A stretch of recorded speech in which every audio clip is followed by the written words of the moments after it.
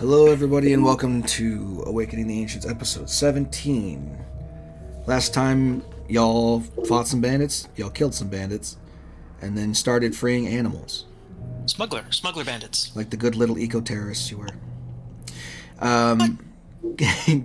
So, at the start here, it seems like Crackle has been dragging the special metal boxes upstairs while the rest of you are fucking around with the sunflies and the snakes down here. Yeah. Cool. Sounds on par. We're like anti-poachers. We have that one crate that hasn't been opened yet, right? You have two crates. Two iron mystery boxes. We gotta open those. So I guess I'm carrying those up. from where I am, I'm guessing I opened these snake boxes. Somebody did. Are they swarming out, or are they staying in the box? I would imagine they're in the boxes still, right? No, they're hanging out in the boxes. They're doing their warning stuff, you know, because there's big, strange people looking down at them. But they're not trying to escape. They're just kind of slithering around in there in a big old knot.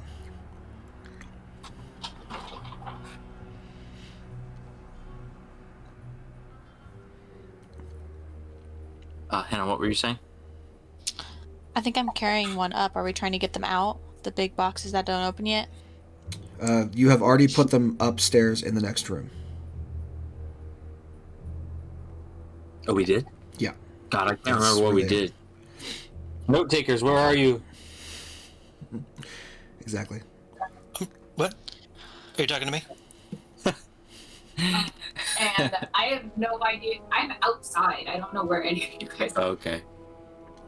I don't know why I'm outside. Yeah. Sorry, we're taking a little while to get our bearings. Been a hot sec. Am I audible on your microphone? Can you guys hear Kelso? I can hear her in the background. Sort of. Yeah, it's pretty clear. In the background, but not. I mean, In the background. It's not like you have a microphone on. It's like you're in the background of Daniel's vocal call. I think without the headphone, it might just be easier. Might it? Yeah, we just use my microphone and my speakers to communicate. Just speak louder, I guess. Yeah. As long as we can't hear ourselves talk through your speakers.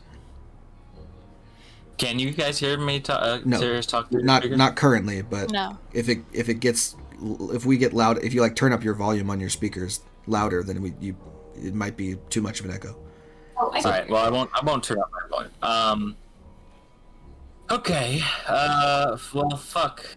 So we can't open these boxes. Can we break the locks? You've opened every box except for the two that are upstairs. So there's nothing. So the sunflies were in these two. Sunflies were in. Oh Jesus! Okay, didn't mean to do that. What? Sorry. The sunflies were in these two boxes up here, and they've been let go and are bumping doofully around the room because they're goofy little critters. Bumping doofully. I mean, I don't. Yeah. It doesn't seem. Are they that? Maybe are they that? Does anybody know if they're that expensive or valuable? I mean, it doesn't seem like they're going to do any not harm. from our world. They're not from. It's our the world. last thing really that I'm worried about is these things fluttering around. I want to get back to the Gulls. I want to. They will surely perish gonna if hurt we let you. them outside. They're very valuable though because they're not from our world. I mean, we could You jar them can't up. exactly get them back. Maybe there's a zoo in or like, probably maybe not a get back zoo, like a there. menagerie or Well, something that they could hold have a on. home in. I mean, how does the druid feel Yeah, about good question. recaging these animals, even though Hey, they're not Eris. from our? Hey, Eris. Hey, You don't Eris. even hear me. Hey, Eris. Oh my god. What are Again, these people are things? just talking over you. Sorry. I know people have been talking over me. Y'all haven't been listening. They're not from our world. We gotta get them back to where they came from. Okay, well, They're not we're gonna from have here. to. We're gonna have to find a jar and put them in a jar or something.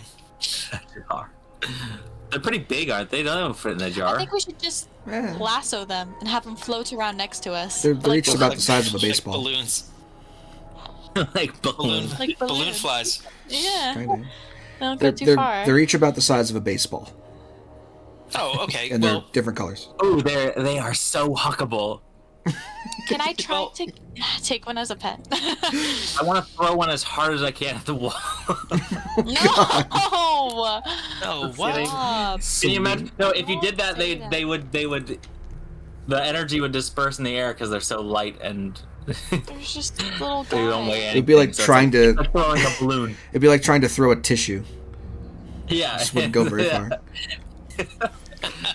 Well, Guys. do we know if Find it they're enjoyable. are they attracted to light? I can cast a light spell in the box and try and. That'd be Are they like fine. moths? You know? Just guide them with the light. I don't know how much you can know about them. What else can I tell you? I think I told you pretty much everything you need to know. Yeah, you told us they're not At least really about where they come from, but They're not harmful. Just cast a light spell and see if they follow you. Isn't light a cantrip? light is a Yeah, I cantrip. can cast it on the tip of my spear and then maybe see if they are attracted to it and then lead them back into the box. Then they come out of a box, right? Or just let them follow you. Well, because if they're valuable Let them know, man. or if they're fragile, we need to get them back in the box so we can dispose of them. I don't know where we go. Elamir and the beautiful beasts. The Wizards Guild might know how to open a portal or where to go to return them, but that's the least of my priorities right now. But Come on, Just Drew, for do this- some animal handling. yeah, I mean, how do you want to do this, Druid? Let's see. So what do you guys want me to say to them? Like, that's the thing. Like, Well, what do you do want you have me to animal do? handling? If I- Animal knowledge? if I will remind you anybody that have these are animal not animals. We already- They are celestials. They're not.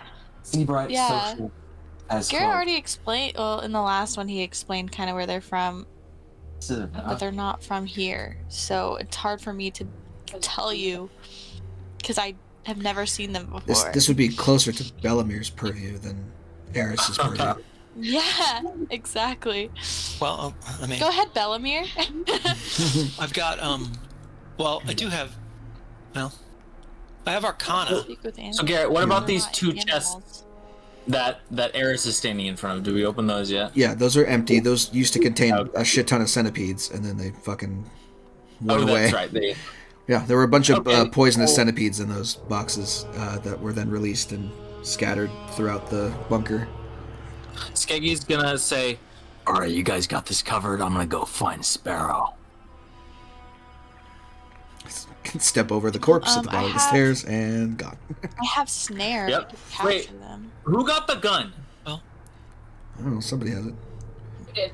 Did I get the Oh, gun?" you did. If you don't have it in your I inventory, feel it like doesn't exist. it would make sense if you got the gun. Well, 'cause I'm you're gonna the one put the that's- gun in my inventory. You never gave us like a weapon overview. I thought pistol was a thing you could search for. Is it? I should I go thought to so. Skeggy. Pharaoh Because it's a, gave Skeggy the gun because it doesn't count as a light weapon, so I can't use it for dual wielding. There you go. Right. Yeah, pistol is something you can search for in the compendium and drag onto your sheet. Pistol. Not revolver. Just pistol. Yeah, just pistol. The 2024 or Dungeon Master's Guide pistol? The only one that goes directly onto your sheet is the, not the 2024 one. It won't let you add the 2024 one unless you type it in manually. And Okay. I might have to edit it if it's a different type of pistol, but we'll see. Pistol. 1d10 plus 3 piercing. Yeah, range Plus 3090. 6. It says range 3090 on there somewhere. Let me open the thing. How much ammunition do we find for it? Is it just loaded with You 6 haven't shots? you haven't searched Jesse Trask's body yet. Who searched Jesse Trask's body? 0 people have searched her body. You picked up the pistol Where- from the bottom where of the is- stairs, but you never searched anyone's Oh, bodies. okay. Well, that first, yeah, we- we want to loot. So everyone, start looting. Fucking drunk. Okay, I still got these boxes in front of me. You do, yes. So you know those boxes. Just as a reminder, those boxes are protected by an arcane lock spell. They do not have a keyhole. They need to be unlocked with either a passphrase or some other magical Come on, spell Belmere. dispels the enchantment. I don't have a knock spell. Magical pick block. We're gonna need to. Skeggy, Usually... hold on. Skeggy, why don't you go ahead and make me an investigation check for those 3 bodies in the stairwell while you get the rest of you figure out what to do. Yeah, no problem. Investigation. Also, meanwhile, Sparrow, you were out, I think, checking the boat and looking underneath everything to see if there was anything worthwhile out there. The boat is the boat was like it's set up to be ready to load things onto it and then transport them upriver. Essentially, is what it was moored there for. They were going to load these creatures to go elsewhere and sell them to, whoever their clients were.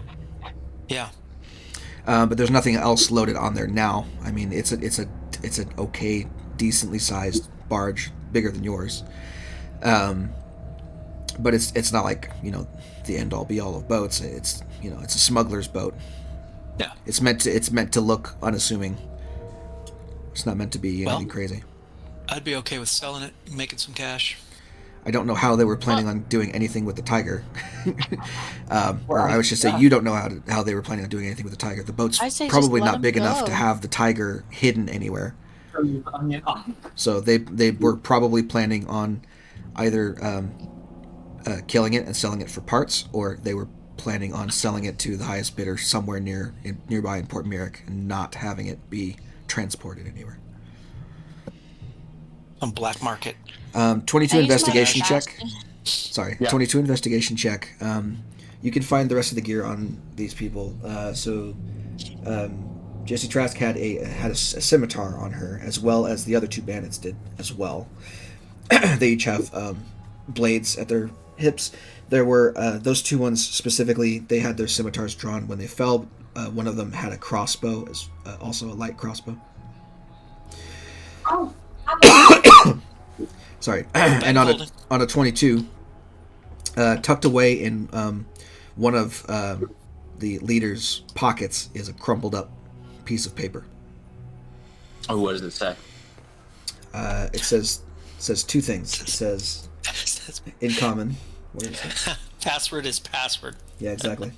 It says 2 things. One, 1, 2, 3, it says 4, 5, 6, 7, 8. One of the phrases is "Crown Prince," and the other one is "Long live the King."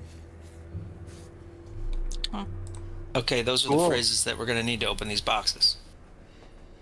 Cool, I just found this fucking hunk of paper. Who gives a shit? Wait, I give a shit. That's not how Skeggy talks. Yeah, Skeggy's been drinking again. Why does she keep trash in her pocket? What the fuck? I just got shot with a gun. Did I get shot with a gun? I can't remember. I don't have hit points missing. I'm assuming you took some damage. I don't think you were shot. I think like a lucky scimitar. No ammunition. No, actually, only had fucking however many shots fit in this pistol. Well, I was getting to that.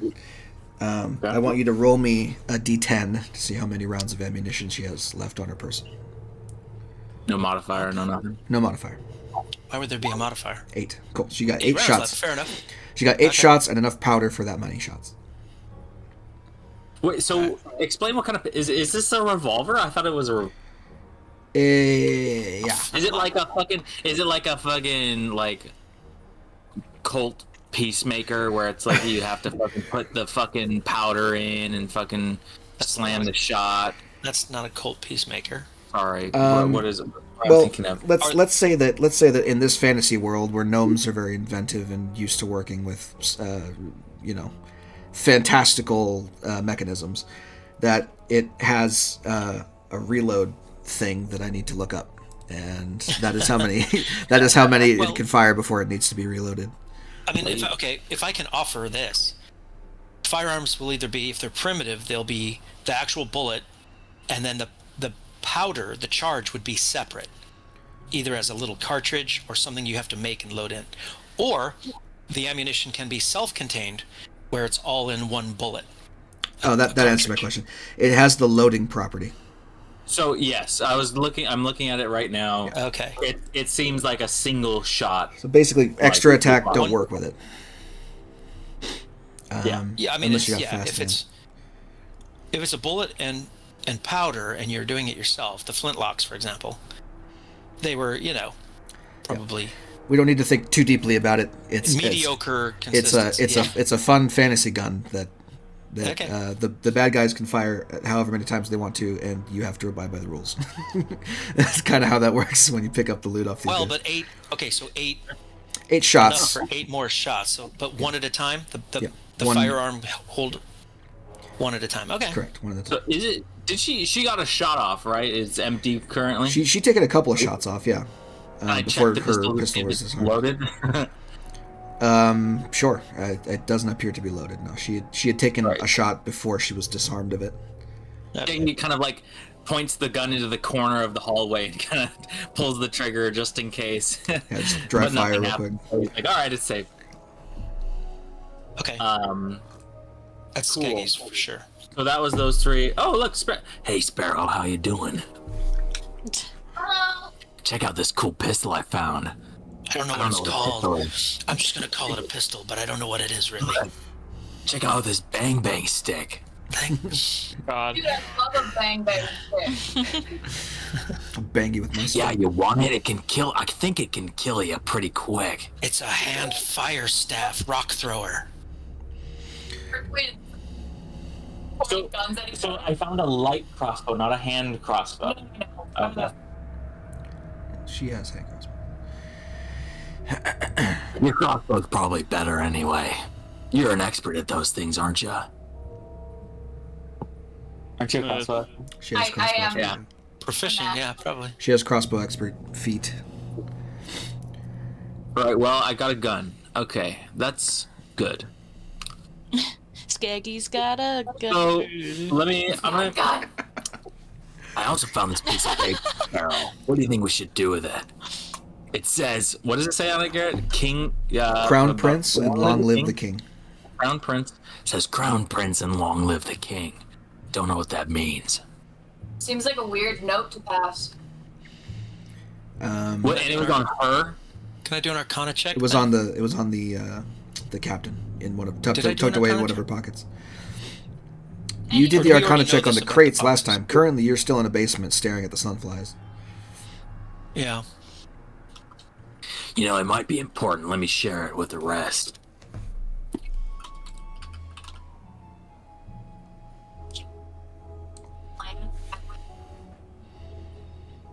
Have you? No. Did anyone hear me? No. Say that again.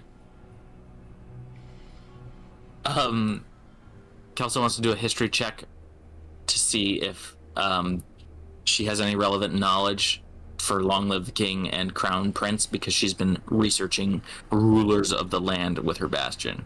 Oh. Sure. It would be. I don't know. History check.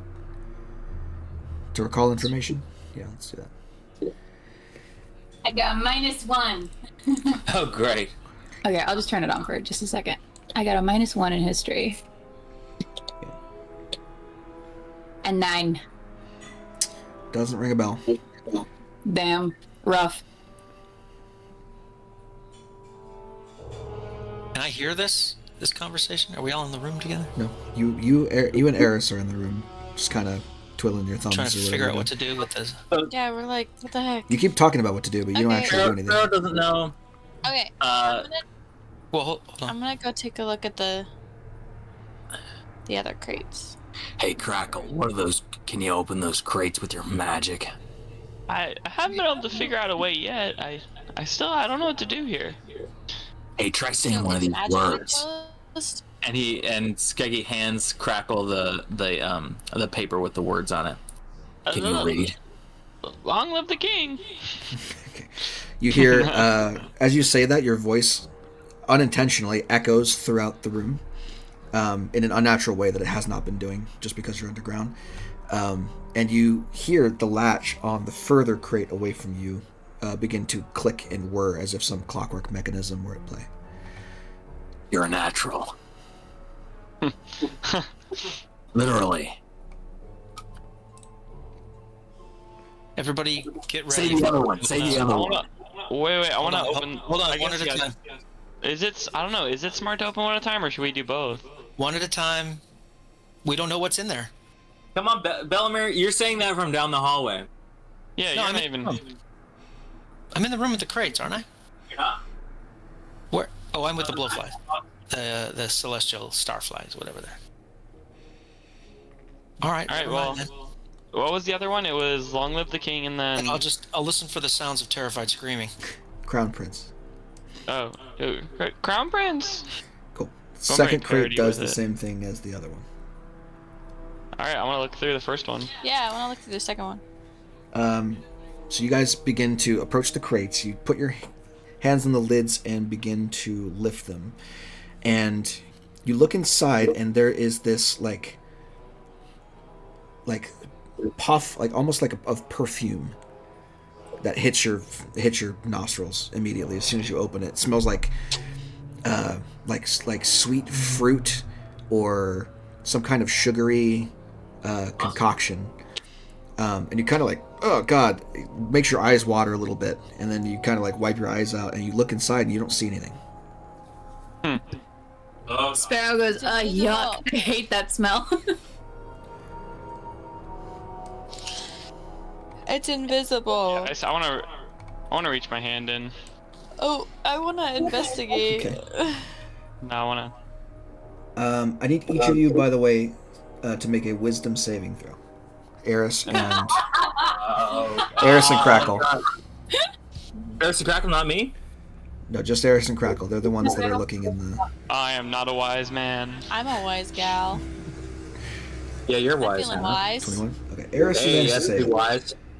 Crackle, you, as that puff of perfume hits your nostrils, this is great.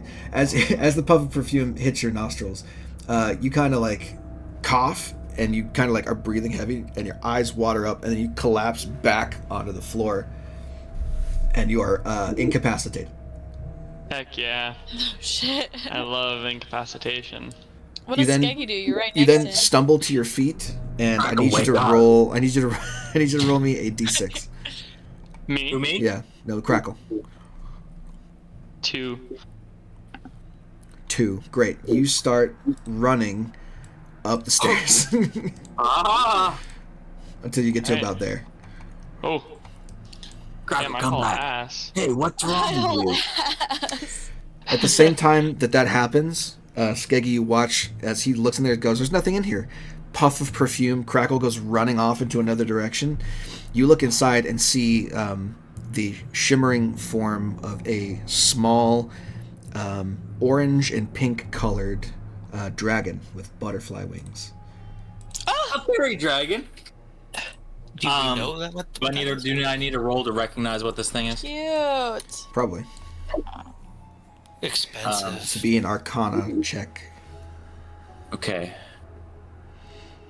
You watch it like curled up in a corner, hissing at you like a cat as it tries to recharge its breath weapon.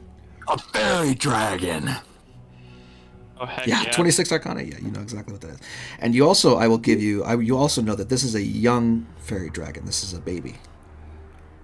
Oh, you're so I have cute. one too, So valuable. but I saved the saving throw. Okay, I'm not very good at it, but I wanna try an animal handling check to just show it that I mean it, no harm, and like a cat, like hanging out with a cat or like a fearful lizard, you know, just like, hey, this is my hand, I'm not gonna hurt you, I want to be your friend.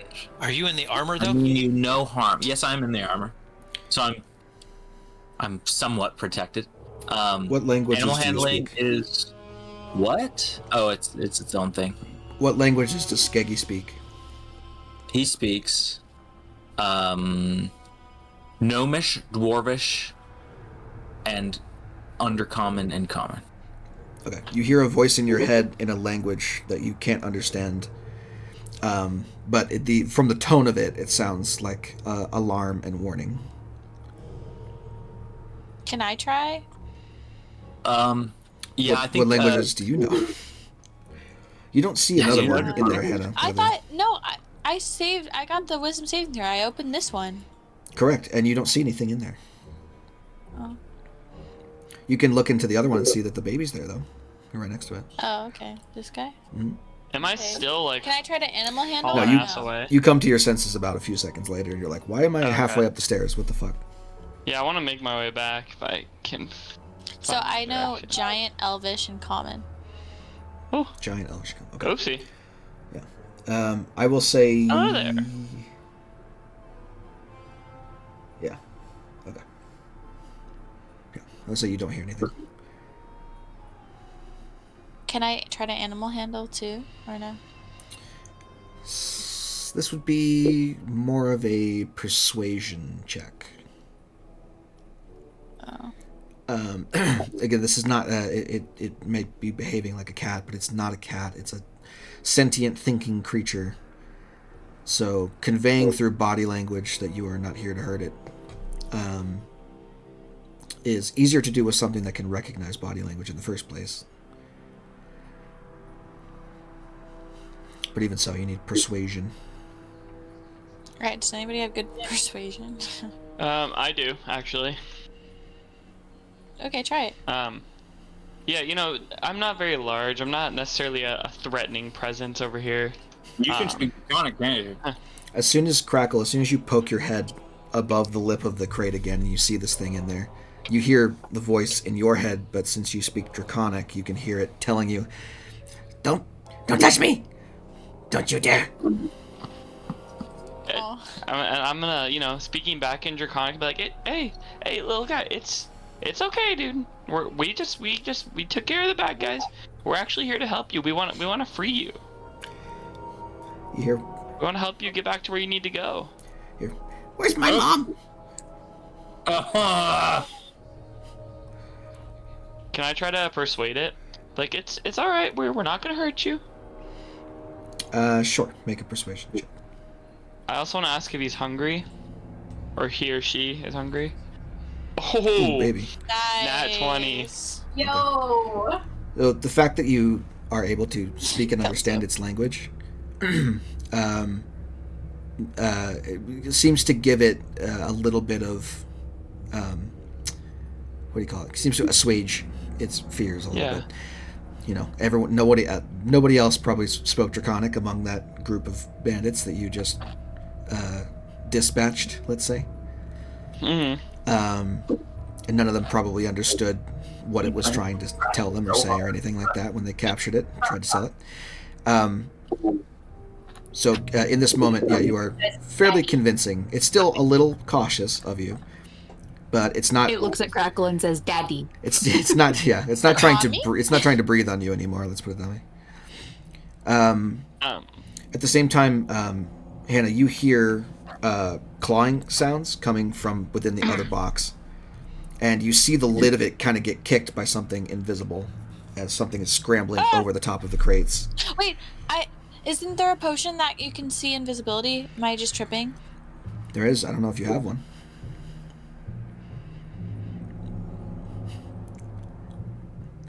Open your Baldur's Gate inventory, see if you have 100 potions you can't use. I know. I don't think you have a potion of sea invisibility unless you can remember that somewhere. No, probably not. That would be too convenient. How do I make invisible things How do I? visible? In a second here, you watch as this like clamoring thing is going on. Another shimmer happens, and the second fairy dragon reveals itself. Yay! As it stands protectively over its baby. Oh, it's my mom. We found your mom. We found your mom. Crackle, tell him that we found your mom. We don't know that, but I mean it's soon. But yeah, hello, hi. We just came to free you guys and make sure you guys are okay. The adult turns to you and says, "How do I know you won't do anything to my child? How do I know you're not the same as those who captured us?" We're actually just leaving. Actually. Hey, you want to see this gun? Do either of them look injured or like in pain in any way? Make me either a nature or an insight check. Let's do. We'll do insight, even though. 18. Nice. We're rolling good so far. Releasing locusts. They were not. They do not look super great. Dragons, in general, are vain creatures. They take pride in their appearance, in their majesty, even as small as these are. Dragons like this. Hey, who's doing that? Hannah. Sorry. Damn it. Put your subway away. Relax. It's just a bag. I'm kidding. God. Even dragons as small as these would take some measure of pride in the luster of their scales, the shimmer of their wings, etc., etc. These have lost some of that luster. And I'll tell you on an 18, it's because, generally speaking, creatures of fey persuasion don't have a good time with iron, especially in large quantities like the iron boxes you are currently standing over. That explains why it's iron. Well, out of my robe of useful items, I'm gonna pull 2 healing potions out. Actually, you know, I have some in my inventory. Never mind. I'm gonna take 2 out of my inventory and like set them down in front of the box, and then back up with my hands. I'd be like, well, these should help you guys feel better a little. Maybe it's a gesture of goodwill, but maybe it'll help you guys start to feel better and see that we mean you no harm. And like, just takes a couple steps back. Okay. Make me another persuasion check with advantage. Okay. 23. Sure. Take your steps back, and you watch as cautiously the claws of the adult come kind of creeping up over the lip of the crate, followed by the head. You can see as it grabs the lip of the box, there's a tiny bit of smoke curling out from underneath its claws, as if something were, burning a little bit. Mm-hmm. It drops back down in the crate temporarily before it leaps out and unfurls its butterfly wings to then gently glide down to the floor and cautiously approach your offering of potions. I'm gonna say, do you mind if my druid friend over there takes these iron boxes away from you? I can see that they're hurting you. Can we please get rid of them, move them somewhere else so we can talk? Doesn't say anything, but it nods its approval. I'm gonna look toward Eris. Hey, Eris, my big strong friend. Could you please slide those boxes back so no one's feeling in pain or trapped or anything like that? Yeah. Skeggy says to Sparrow, "Look how pretty they are." Crackle They're whacks. gorgeous, but they stink. Crackle whacks Skeggy on the head. Be like, "Shut up." What'd I say? These poor creatures are in danger. Sure, they're pretty, but you're sounding a little like those crystals back at the fortress. Out of curiosity, what is Bellamere doing right now?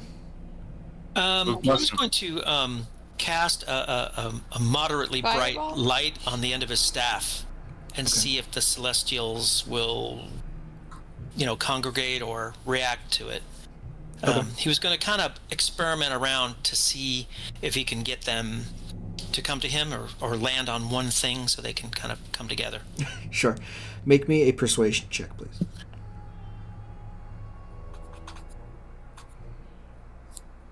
I was with advantage. Oh no, that's Crackle. That's Crackle. Well, this could be ugly. 7. Yeah, I'm not very charismatic. You get a couple of takers, particularly some blue ones, but the red and yellow ones seem to be kind of unfazed. Yeah. Okay. I mean, that was really all I was thinking, was to try and lure them back into one of the crates so that they were all in one place. If they get loose into the world, I don't know. I know these creatures are from another plane. I don't think that they're harmful, but we don't need any more chaos. That's all. That's basically what I'm trying to do, is look around the room, try and find something. I don't know anything about these creatures, really. I don't know if they eat food. I don't know if they have a language. I don't know. Can Crackle ask where they're from? They come have in. they drank the potions yet? They come in 10 fruity flavors. Yeah, exactly. The fruity pebble dragons. Yeah. So the Well, no, the I'm adult talking about the is flies, not the dragons. The flies. yeah. Ooh, They all both of them. crunch like a good apple. They're all multicolored and fabulous. The dragon they're sniffing cautiously at the edge of the bottle, and then you watch the adult tries to take its claws and pull the cork out. Is that my voice? Dude? Is that my voice? Does it succeed? When Yzma tries Yes. to open the fucking potion. Pulls the cork out and tips it over a little bit for the baby to drink, and you watch as it laps up from the neck of the bottle a little bit of the potion. You can watch as the scales on its body become almost luminescent, like they're reflecting light that doesn't. What the fuck? It doesn't exist in this We chamber. need the bat sound. Like they're reflecting light that doesn't exist in this chamber. Like it's dimly lit by like torches, but these things are glittering like as if they were out in the sunlight almost. And then the adult partakes as well.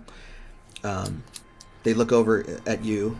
The adult says, "Thank you. You've shown us kindness where the other big ones did not."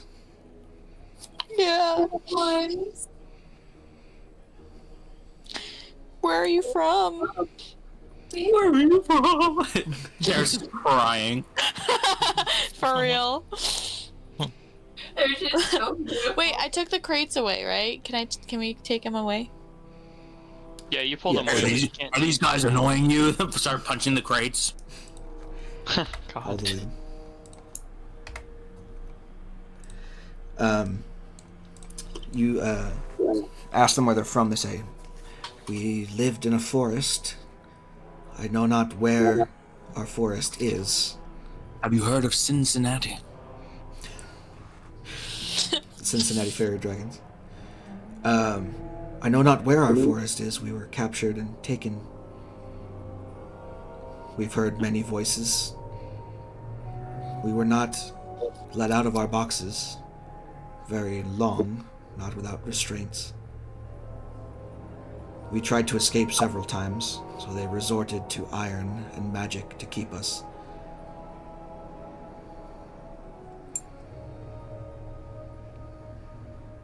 I'm so sorry. Well, tell her. Well, I'm not in the room, but tell the dragon what our purpose in being there. Bellamere, make me You a know? performance check, please. He's gonna tap dance. He's still in the other room. He is still in the other room.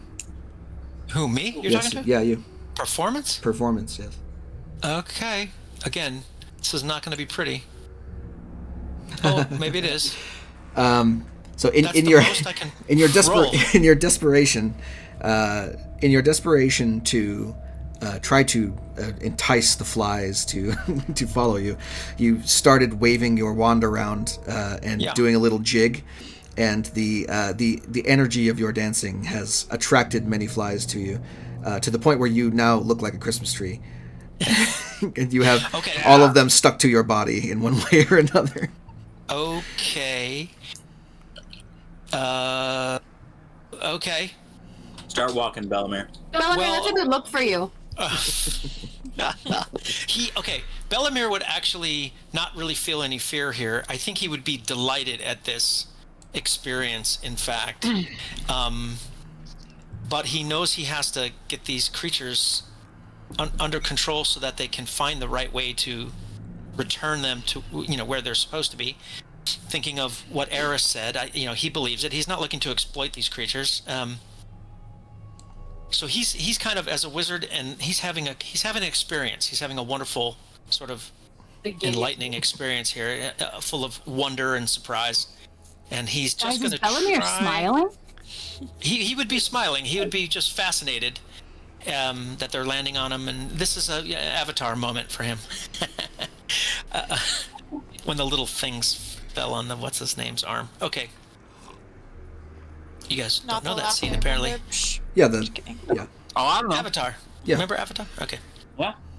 So I think of he's going to course. try and waltz and sway and try and keep them, mesmerized and entertained until he can get to one of the crates, and he's going to see if they'll return to the crate. He doesn't know what else to do. He's hoping that if they go into the crate, he's going to dip the light of the end of his staff into the crate and see if any of them follow it. And he's just going to experiment like that. I don't know if I have to roll or what, Sure. but that's generally what he's trying to do, is just close the crate with them in there and go, okay, we know what they are, we know where they are, let's not, they're not free to be harmed, let's take them where we got to take them. Sure. Roll me another performance check with advantage since you've captured their attention. Okay, performance with advantage. Again, this could be ugly, guys. Okay. Yeah, it's average. 11's good enough. I was only looking for a 10. So good. you go ahead and you dip the end of your staff into one of the crates as the end of your performance, and all the little sunflies dance down it almost in a line of lights down into the crate, and then just start buzzing around again. They call Quickly- me Cuban Pete. Quickly close I'm the the king of lid the of it so they don't sunfly get bee. out. Yes, once they're all in there, if I can do it, gently close the crate and hope they don't think I'm imprisoning them again. But they are special creatures, and I don't want to disrupt any kind of extraplanar thing that might be going on. He knows enough not to mess with extraplanar creatures too much. All right. So I'll say you've gotten them both swarms into one crate at the very least. Okay, good. So I'll shut and latch the crate. I don't want to lock it per se, but okay. So they're back in the crate. Then I'm gonna go walk down the hallway and call out ahead of me, "Hey guys, I got them back in the crate." Okay. As you come up the stairs there, you see Crackle and Skeggy and Eris and Sparrow all kind of surrounding and looking at a pair of small dragons with butterfly wings, one colored in iridescent blue and the other orange and pink. Do I know instantly what these are? Make an Arcana check. Well, this is a little more my speed. Let's hope it works. Sure. One look at them, you can tell they're of the Fey persuasion, and the Right. size and shape of these denote them as fairy dragons. Belmer's gonna Hey, stop Belmir, short. they're fairy dragons. Hey, look at this I guy. know more about them than you. Belmer's going to stop short. Look at this. His eyes are going to go wide. He's going to stare. And he's going to say aloud to nobody in particular, Couldn't that? "This is a remarkable day." And he's going to slowly approach, never taking his eyes off the fairy dragons, just to get maybe just a few feet closer. And he's just going to stare. He's just going to stare at him in amazement. He's never been this close to anything like this before. What are we doing with the fairy dragons, folks? Leave my friends alone. No, I'm not going to touch them. I don't want to touch them. With his new I don't want to upset them. Where did these guys appear from? In the boxes, obviously. In the Hey, iron Crackle. boxes? Hey, Crackle, what do they want from us? Should we leave? Should we help them? Like, what do you want? Offer to help them, Crackle. I don't know yet. Why are there bottles on the ground? What's going on? They weren't looking so good. We gave them some healing. We helped them out. You gave him a we're healing trying potion? Yeah. Okay. How can we help? Ask him how. Yeah, can we Crackle help? turns like, well, how can we help you guys? Does Eris have any special affinity in this situation? Are they reacting to I her at can't. all? Or? No, I can't speak Draconic, so. Well, I know, Yeah, but I'm they the only might one that still can speak be. Draconic. They might still. I'm just wondering if the Bellamir's going to be I'm, like, staring at their sobbing. behavior. He's going to be watching everything because this is going in one of his books. Sure. So he's going to be watching all of their behavior to see if they're orienting on a particular person, or if they are positioning themselves in a defensive way, or anything like that. I'll say that they've kind of drank the potions, or drank of the potions. The appearance of Bellamir and the fact that there are a lot of big things surrounding them both, they kind of almost in like a defensive way, like jump up on the bed here. Okay. Just to get some height, and you can see that they're still very cautious, especially with the arrival of this new person to the mix here.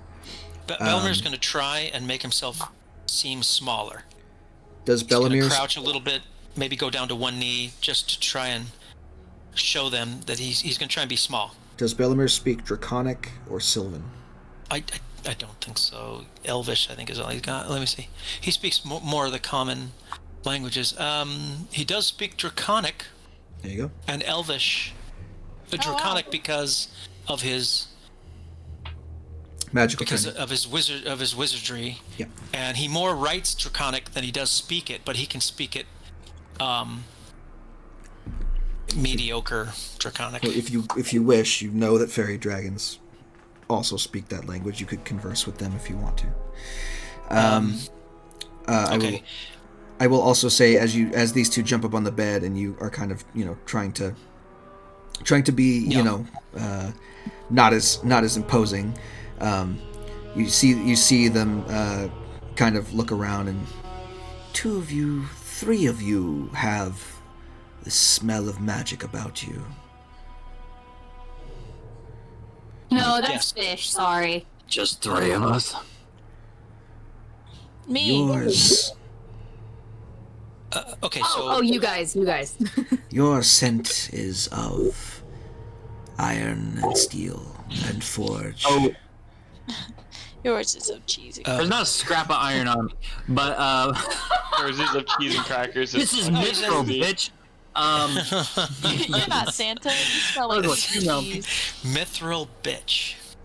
I don't understand the dragons, so none of that interaction. No, right. Yeah. He doesn't know. Crackle and Bellamir only, but they look to you and they say, "If you wish to help us, we wish to return home."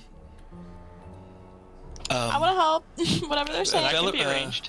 Crackle and I need both to go? speak Draconic, right? Yes. Crackle probably speaks it better than I do. Bellamir's going to hold his hand to his chest and say, "Friend." Point to Crackle and say, "Friend, magic friend," because he's not conversant very much, and he's just going to look at Crackle like, "Help me out here, buddy. I don't know what I'm saying. Magic friend, help, magic friend." Crackle just kind of looks at you like. I know, but Crackle speaks it, and I don't speak it. Really? Yeah. That's He writes it. He writes it. Right. He can read it, but he doesn't speak it. Bellamir can speak it. Again? Many incantations are spoken in Draconic. Oh, I didn't know that. Okay, I thought I was playing it safe. Okay, in that case, yeah, if you have a language, it is assumed that you know how to read, write, and speak it. Okay, in that That case, is the proficiency in the language. If you don't know how to do that, you wouldn't be considered to have proficiency, but you might recognize certain things about it. If you could make a high enough check, but if you have it proficient, then you get it for free. That's it. I can do it. You got it. Oh, I see. Okay, all right. Okay, well, in that case, he will greet the mother dragon in formal Draconic in terms of respect, and say that he is a human practitioner of magic, and Crackle is a what is Crackle? Big pimp. He's a lizard man. He's a kobold. Kobold. Yeah. So I will name what Crackle is. A kobold user of magic. We know and respect your kind. We, all of us, are upset at your imprisonment. We would like to free you. We are here to free all these animals. We wish nothing in return but to take you safely back to your home. Tell us how to do it, and we'll do our best to do it. Well, a noble one, it seems. And providing the proper deference. Very well, we shall allow you to help us. And you see that its posture changes from that of a frightened or angry cat to more of a regal king of the house cat. Okay. It says king of the house. You see that it says Prince the house. it says to you, we found our way to your forests some time ago, and we have not left for a very long time. We understand that you, humans and elves, do not wish us to abscond from the borders of said forest, and we respected those laws for as long as we lived there.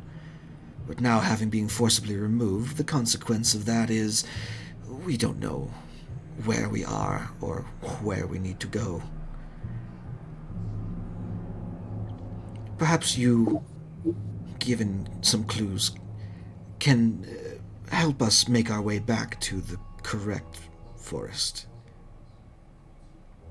I am familiar with many of the forests in these lands, but not all of them. Do you know how far you have been taken from your forest? I do not. How long have you been imprisoned in that box? Many days, perhaps weeks. It is hard to tell when one does not see sunlight for a prolonged period of time. Minutes. Okay, so I'm going to turn to Eris and say, Eris, I may need your help. Can you describe the trees or the leaves or the cycle of the seasons in the forest where you live? Ah, yes. Can I describe? No, I'm going to tell her, I'm asking the dragons to describe their home so that hopefully you can narrow down by the type of tree and the type of weather what forest they may have come from so we can return them home. This is great. Okay.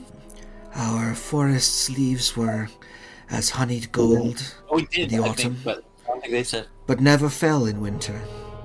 We made sure of that. The leaves were honey gold and they never fell in winter. So perhaps a northern forest. Something not too far north, but not too far south. Did it rain in your forest? Of course. What other creatures did you live with in your forest? Oh, not many like us.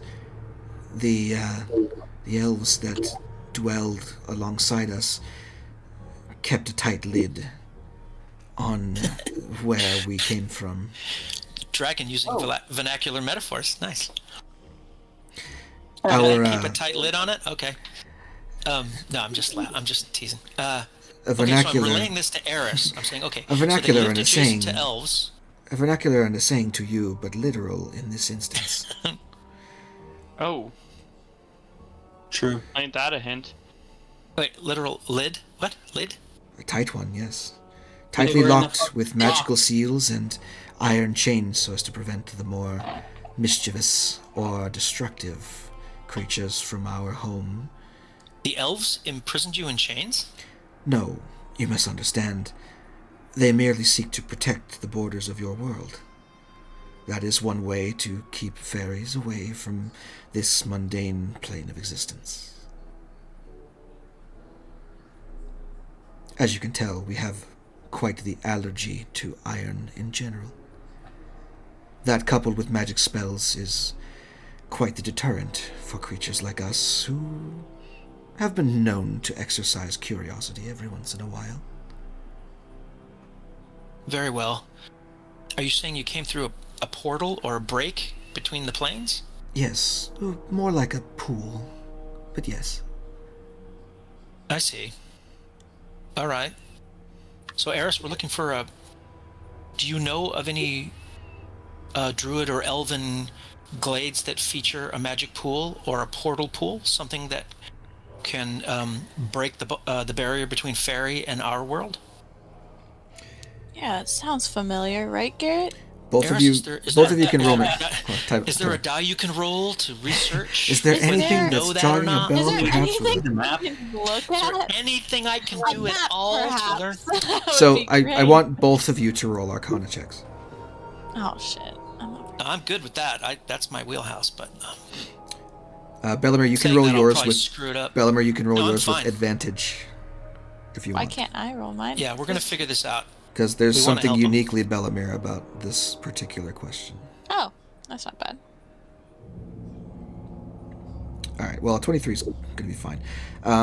With a 15 Arcana check, you are thinking of what are known as color pools. Color pools are bodies of water that have magical properties that often can act as bridges or portals between worlds, naturally forming. And sites where these color pools form have been known to be changed by the planar magic that leaks out of the other side.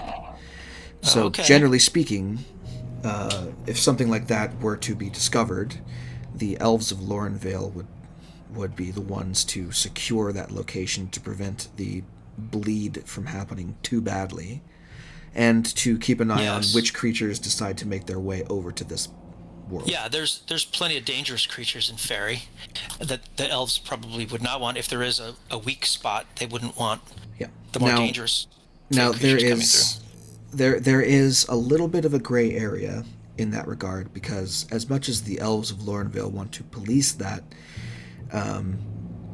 the relationship between what Bellamere knows as the summer and winter courts of the Fae is an important alliance to be maintained if one wants to keep order in their own realm and not have mischief placed upon them. So there are blind eyes turned when it comes to certain emergences of immigrants from one plane to another,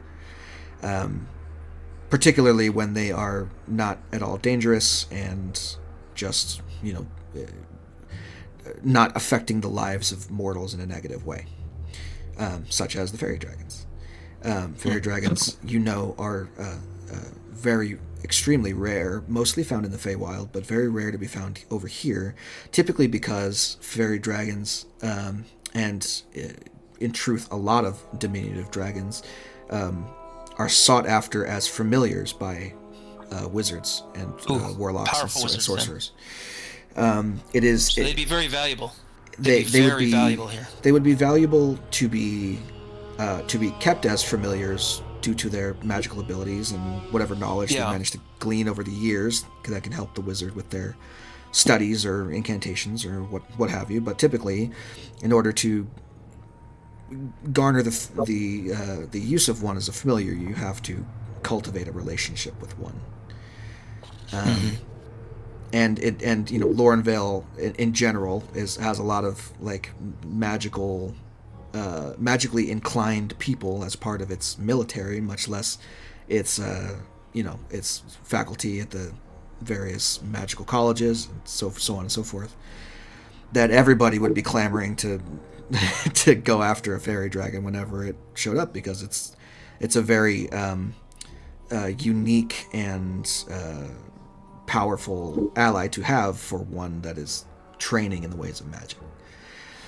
I wonder. So generally speaking, they kind of keep to themselves, and Lorenvale just doesn't say anything. It's like, you guys stay hidden, and we'll just kind of look the other way, so no one knows you're out here, and we don't have wizards combing the whole forest for fey creatures, right?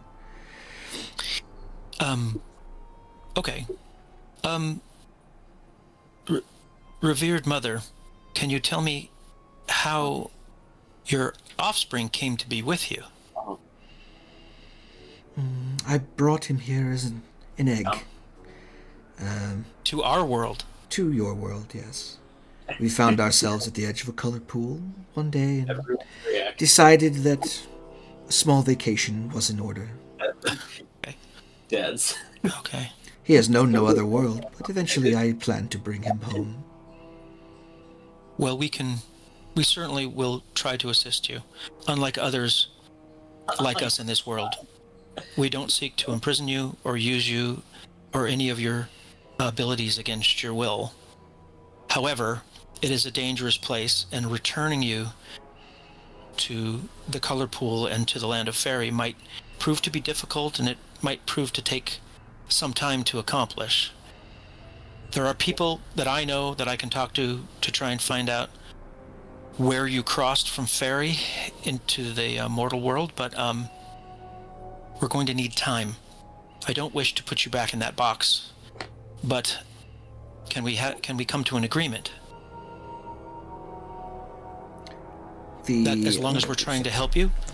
I'm going to do two things real quick.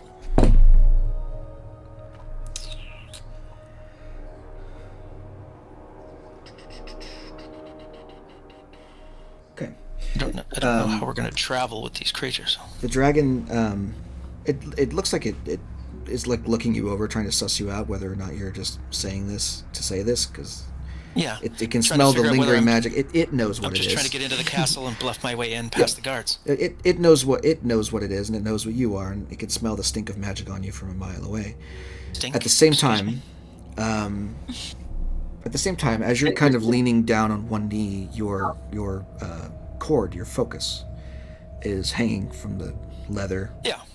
And it's kind of hanging down out of your shirt and kind of suspended there. And it catches the dragon's eye as it's looking you up and down. And it says, "Well, it seems as if you've already seen where I'm from.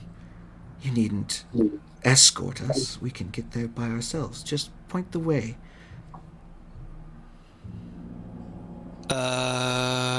What do you mean? Well, what do you mean by that? Well, only Crackle understands her, right? Yeah. I know. Only Crackle and I'm Bellamere. confused. So Bellamir's going to smile slowly and say, "Well, I am familiar with some of the forests in the area where I grew up. Yes, it's not completely unknown to me what you're talking about." And he's just sort of side-eyeing Crackle right now. Then you know the direction in which we must travel. So we gotta go to Bellamir's. I would feel much safer if you let us escort you. Clearly some bad things happen, and safety in numbers and all that. We would be more than happy to head to where you need to go. And he like side eyes Bellamere like, "What the fuck, dude? What do you mean you know?" I will do everything I can to help you. Yes, there are things that I know, perhaps more than others you've met in this world. However, specific locations I am not familiar with. We need to help each other. I will help you find your way home, but I may need your help in getting you to the right place. I know where we can start, but it may take some time. I know where we need to start. Lift your arm, point the direction to your forest, human. The forest where you got that little trinket hanging around your neck. Certainly I can.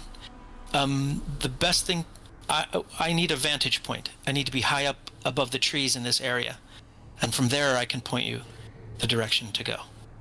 Have you a compass? Have you no sense of direction?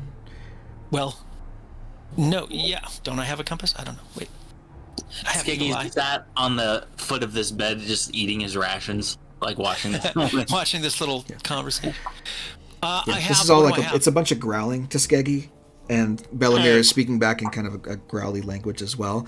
And then you see the dragon chitter something and look at Bellamere, and then Bellamere starts to sweat profusely. It's like I'm happy to talk with them, but he's making me a little uncomfortable. But yes, I mean I don't have a compass. Does Skeggy have one? Skeggy might have a compass.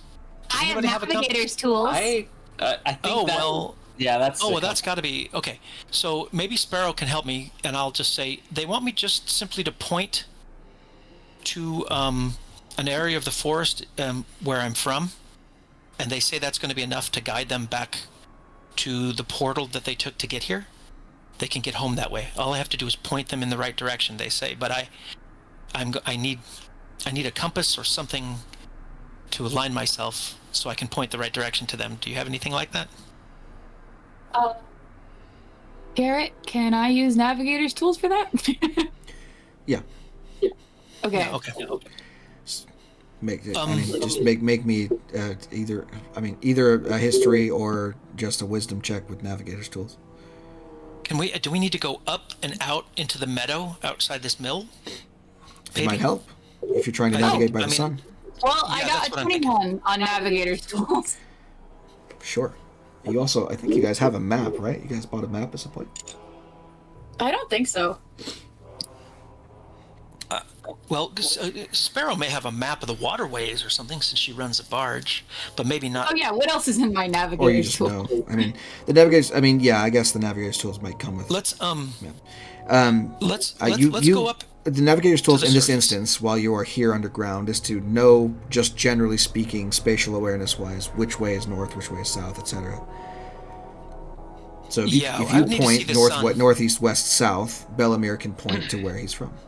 And if I saw where the position of the sun, and I sort of had an idea of where north was, I know where I am in the world as far as, I know we're hundreds of miles from my home, but from Port Merrick, I could probably point him in the right direction. It would be extremely general though. But if that's what they say, all they need, then I can do that. Why do they not trust us? They're just captured by a bunch they of just people. got abused for. They've been mistreated by the other mortals in this realm, and I've convinced them that we're trying to help them. Sparrow can't hear this, but I mean your necklace. Well, I think he might have absent-mindedly put his hand over his amulet there as he's talking to the dragons. So you guys might have seen him sort of unconsciously put his hand on the amulet. But he'll say, I can help them point the way back home to them, but I need to orient to the skies and to the sun and to the directions. So we have to go up to the meadow. We have to go to the surface. Can you help me with that, Sparrow? I mean, didn't I just She just did that. use? Well, I just did my tools. all right. I know where we're at. What I'm Just tell me where to saying, point. what I'm saying is, you don't need to do that. You just need to know which way to point. She can tell you which way to point with a 21 on the navigator's tools check. And you just point that direction. Okay. Then let's okay. All right. Then in that case, with my hand on my talisman, I'll make a confident point toward a section of the world near Laurenville Forest. And that's Generally speaking, east of where you are. yes, almost in fact due east. There you go. So yeah, okay.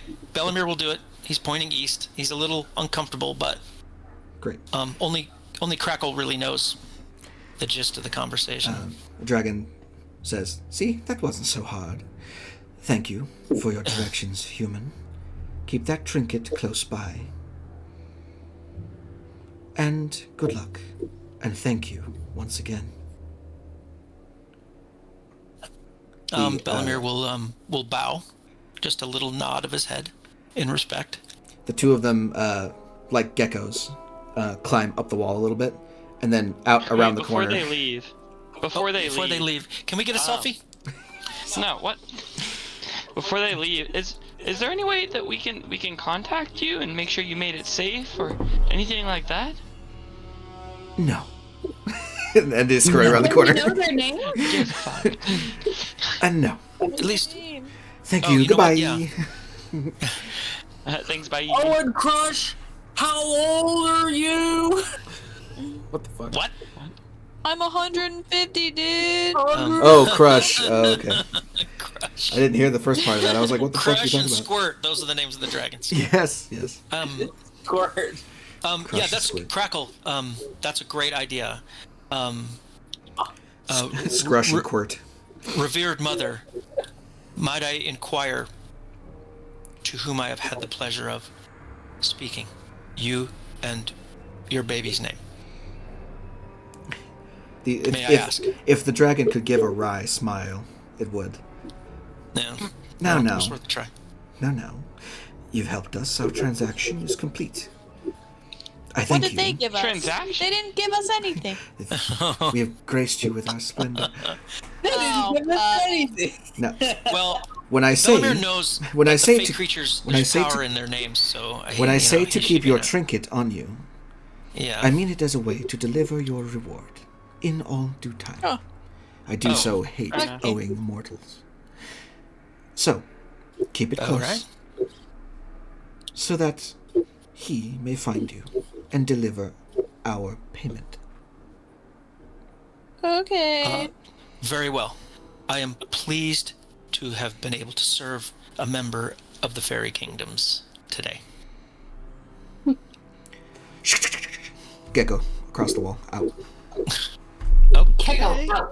That's what they say. So when they're gone, Belamir's just his face is gonna light up. He's gonna look at Crackle and just smile.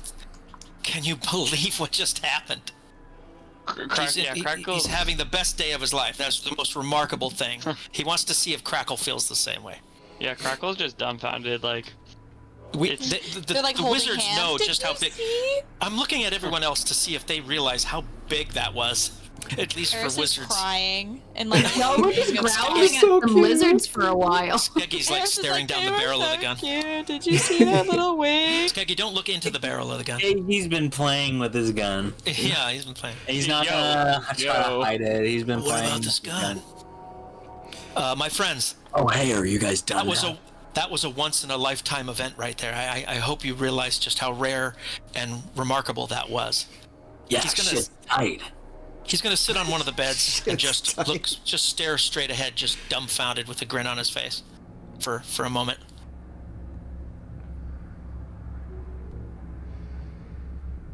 He's also grinning, but kind of at the gun. But you can't see it because he's got a helmet on. Eris blows her nose with like a rag she finds. All right, did we loot the rest of the corpses or what? So each bandit had on them a scimitar and or a light crossbow. So okay, that's worth some money. And then there's also this room which has a bunch of weapon racks with stuff on them as well, along with tools and general things to either upkeep or to assist in their capturing of various beasts. So there are lengths of chain, there are knives, daggers, shields, hammers, things like that. So if you want to take any of that, I'll have you roll for how many there are.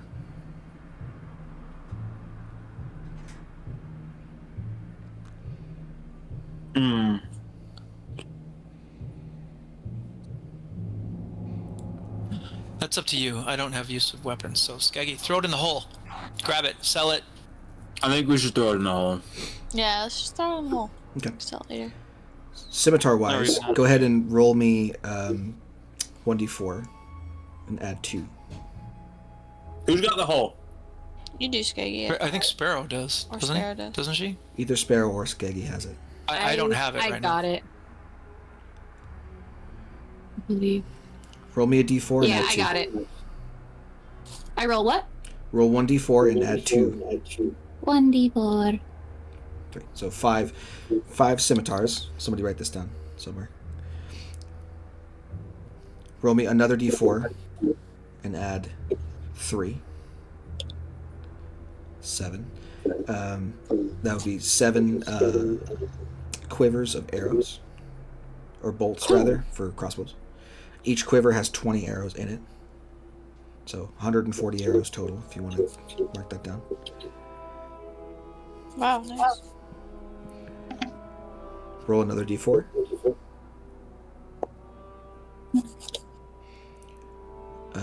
That'd be 3 working shields.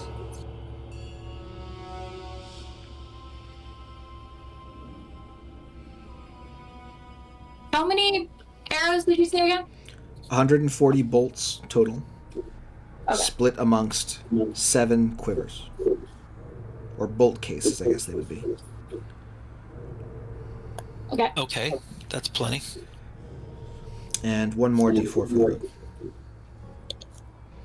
Fuck. 2 salvageable leather armors.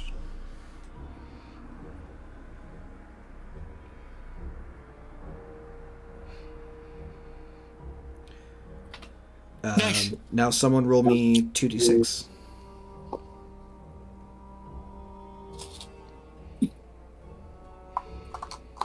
Damn. And roll me 2d8.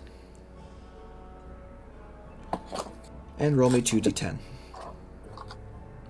Fantastic. Ooh, nice. So pocket change wise, amongst all of the bandits' possessions, you find a pouch with 5 platinum, Whoa. 60 gold, and 170 silver.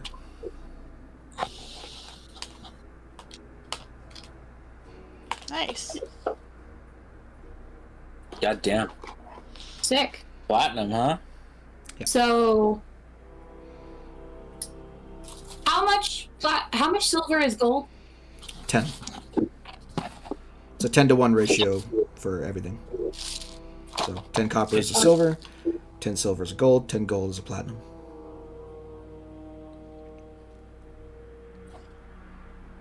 Okay. Well, 5 platinum, that divides up nicely. Yep. And so does 60, and so does 170, so. Yep. Do you want to divide it up right now in this room? Just get it over I'm with. dividing it right Yeah. now. So how much gold is it? 12? 12? So It's 1 we platinum. each get 2 platinum. Wait, 2. Two. You each get 1 platinum. 1 platinum. There's 5 of you. I did simplifying math. Can I do that, or do I have to go to Split up someone the to coins. convert it? No, there's Split 5 of us, and there's 5 platinum. Yeah, so you each get 1 platinum because there's 5 platinum. Right? 12 gold. Okay, I was just saying that I was simplifying the coins into other whatever. Never mind. Someone else divide it. You don't have Okay. exchange rate scales in here. How much silver? 12 gold. And 170 divided by 36 silver. Is that right? Per person? Yeah. 34 silver per person. 34 silver. You're right. How much gold? Wait. 34 silver. 12. 1 platinum, 12 gold, and 34 silver for everybody.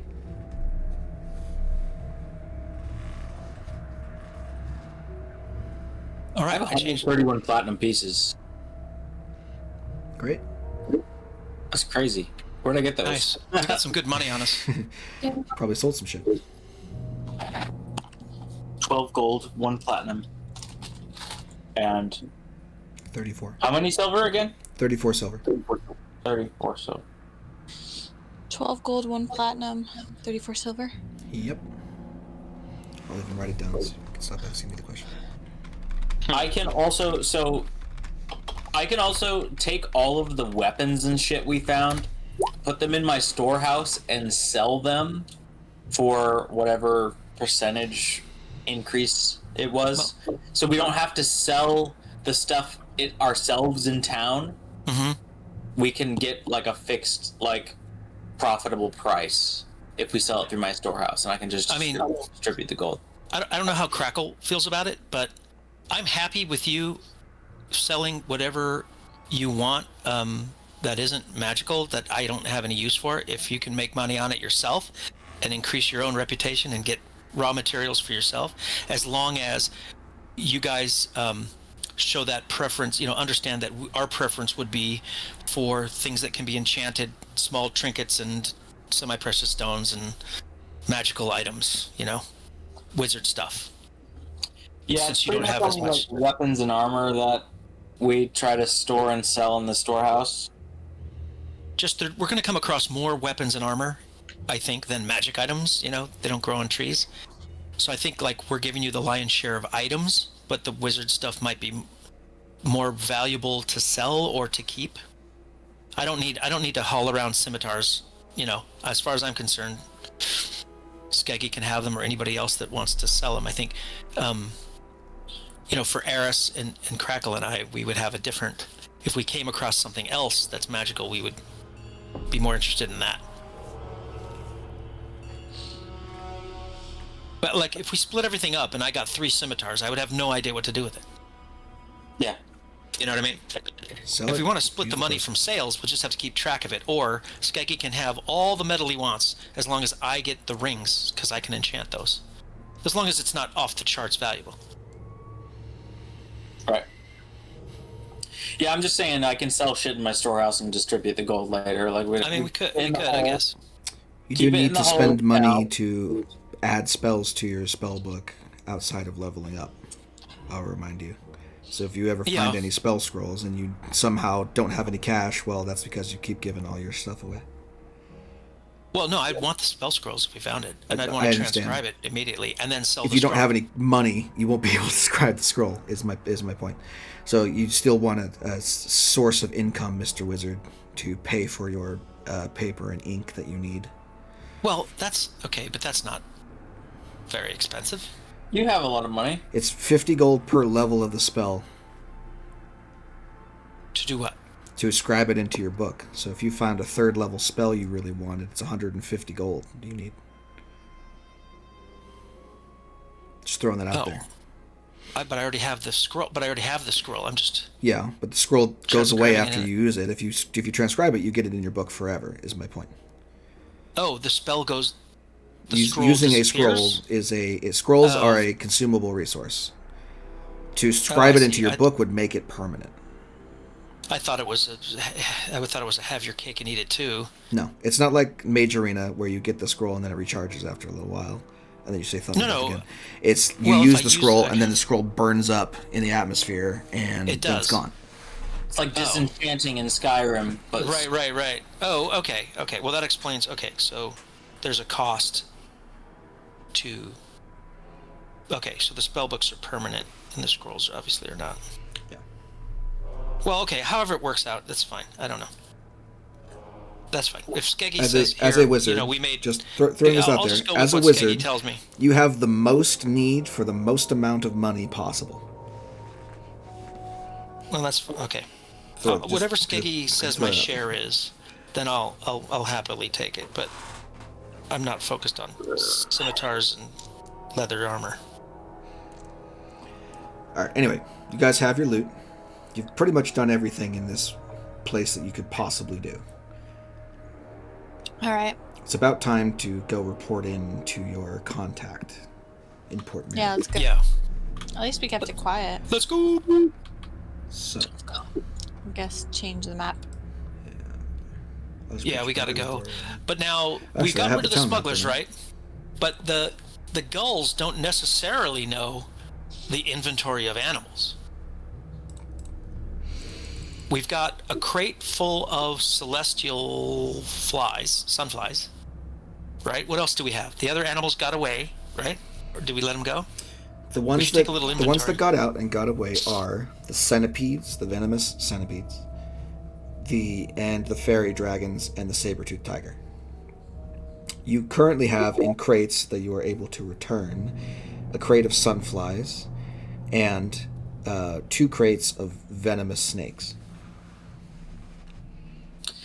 Did we want to take the crates of venomous snakes or just release them? Yeah, release a bunch of poisonous venomous snakes into the wild and see how that goes. I mean, we did that with the centipedes, apparently. Put it near all the cattle farms.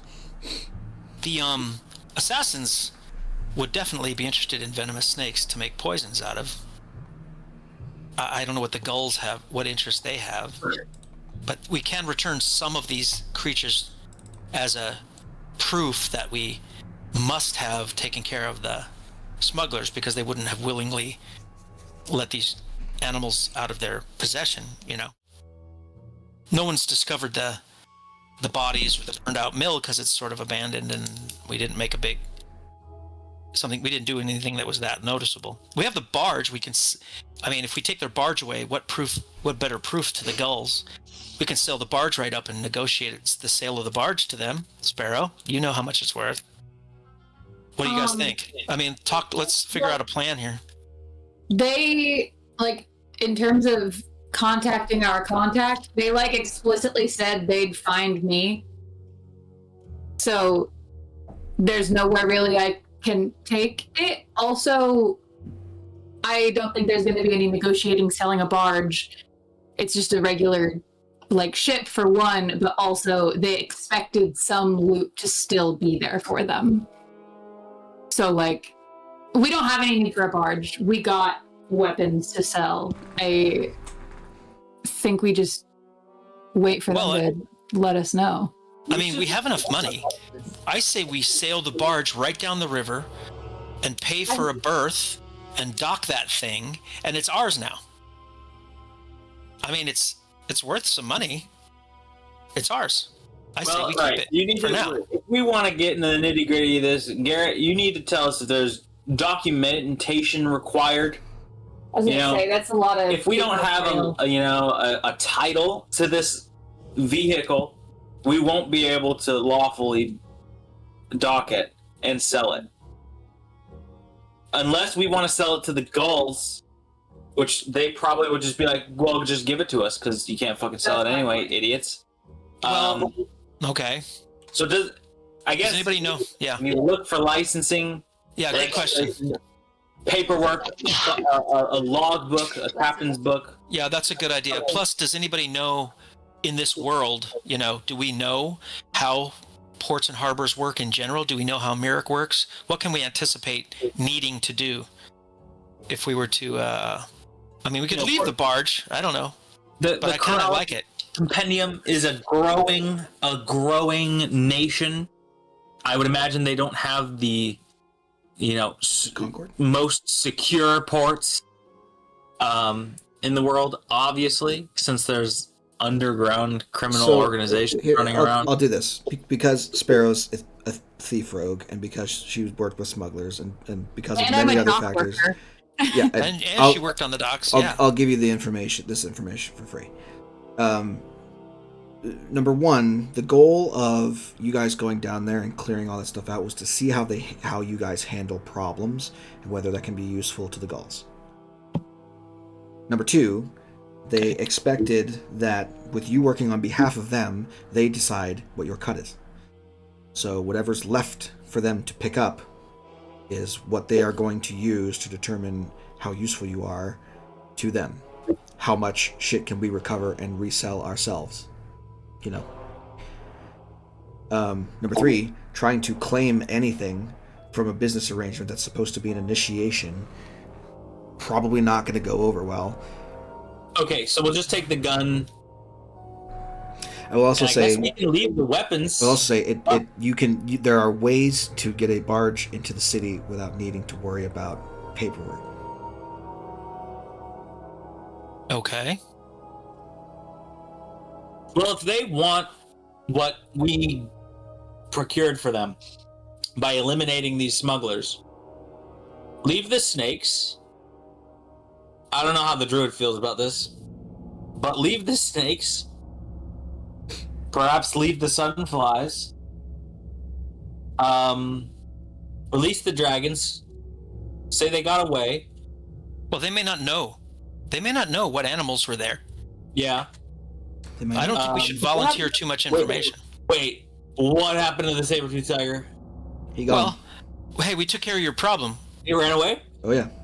Yeah, he ran away. He got out. Okay. He ran out the entrance, and he's now off in the wilderness somewhere nearby. Yeah, this is an initiation. We succeeded. They don't need to know details. Well, what I'm saying is let's leave certain things behind for them so that they don't think that we, are trying to double cross them or leave them with nothing. Leave the weapons, leave the armor. They can use that.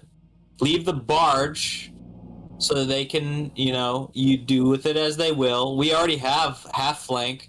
We can go back down river on Sparrow's boat. If that's what this is all about, let's just, let's just leave everything that we feel comfortable leaving that we don't absolutely need. The gun is important. I can reverse engineer that. We can start an arms empire. Well, they've got to understand that the things that are acquired during the course of a mission, unless it's part of the deal that's made, he's going to show up. We it is part of the deal that's made. He's going to show up. We were taking care of the smugglers. They didn't say they wanted the animals back. They said, or did they? They said any goods that are found on the smugglers, once they're dealt with, are Gulls' territory. Okay. You're working for the guild. The guild takes the proceeds and pays you what they think you're worth. All right, fine. I'll wash my hands of the whole thing then. As long as Sparrow can get in and we get the information we want about. Yeah. Your the payment conspiracy. is the potential for initiation. That's true for information. Yeah, to get in good with the Gulls. That's true. So they're probably not going to give you coin for this. Well, all right. Ball's in their court. You want into their operation, so they decide what terms that looks like. Also, Sparrow's been meeting with them, so we don't necessarily need to be there. You have not met with right, Mr. Dirk yet. I don't see, because we're part of like Sparrow's crew, so we don't need to be seen. They don't need to see us. All they need to know is that Sparrow got the job done. Right? Yeah, I'm Sparrow's muscle. I mean, I'm just thinking, if they want to meet us, then there's a price. So otherwise we're free agents. Touch it. So Sparrow is so far as they all know, Sparrow is the one that wants into the guild. Right. And but she knows she has associates that she called upon for this mission. He told her, get whatever crew you want and bring them on this job, but the initiation is for you. Okay. So can we say we're back in the city then, and we've left the crates on the barge at the mill? Yeah. Do that. Is that everybody good with that? And we'll just leave it there, and we'll tell them where it is. If they want to go get it, they can go get it. Sure. Yeah. And then we'll head back to the city and back to. I mean, I need a bath and a meal here. Was that at night? Were we at night? No. Broad fucking daylight? Yep. Sweet. How does everybody feel about that? Just sort of returning to the city, Sparrow can arrange to make a meeting, or they'll meet with her. Maybe we just take a few days in the city and wait for Sparrow to be contacted, and then she can let us know. Yeah. Sounds good to me. Sure. So yeah, however long it takes, let us know, Garrett. I mean, just as a way of kind of wrapping up this adventure. So montage of you guys arriving back in the city, going to your respective inns and dwelling places, temporary or not, for the time being, gathering what you need for the rest of your days, whatever you need to do. Eventually, Sparrow, your assumption would be that you would, that they would be contacting you. Well, if you make yourself visible and available, they have an easier time of doing that. So I'm assuming you would go back to where you met the first time, or somewhere where you are very conspicuous, to let them know that you have returned and are back to deliver a report. Yes? Yeah. Cool. So we'll say that you get a signal. You get a note passed to you by a stranger that you walk past on the street. He kind of bumps into you, and you're like, "Hey, watch it, pal!" And then you realize I'm walking here. Yeah, exactly. I'm walking here. Fucking Jesus! And then you turn, and then you realize that you're holding a small crumpled up piece of paper in your hands with an address, and you go to that address, and it is yet another random dive bar that you enter into, and sure enough, Johnny Dirk is waiting for you at a booth in the corner.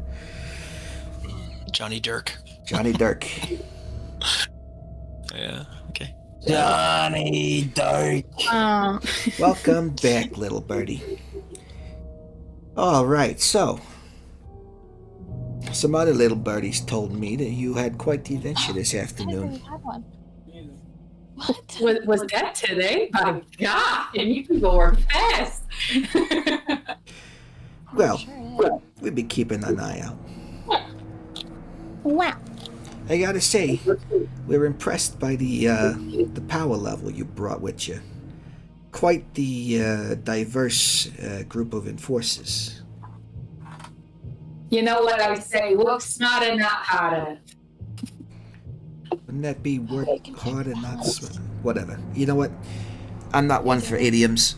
In either case, you got what your job was required you to do done. So congratulations on that. Not quite the most quiet way to do it, but, with the right hands greased, turns out all right. in the end. A tree falls in the forest. Who's there to hear it? Now don't ask any questions.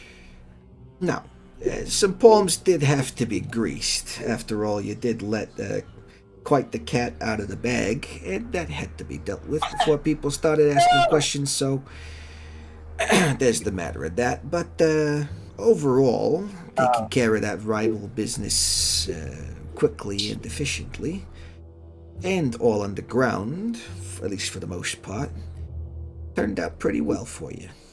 So, I can say that my superiors are impressed. Well, who wouldn't be? Yeah. Okay. And I hold up my drink like a cheers. He will gladly cheers you. Hell And yeah. then he, as he cheers you, he his other hand flicks something that lands under your cup as you place it down on the table. So, payment has been delivered, as well as a certain opportunity that we have coming up soon. You're welcome to read that elsewhere. Go Okay. ahead. I palm the thing under my cup.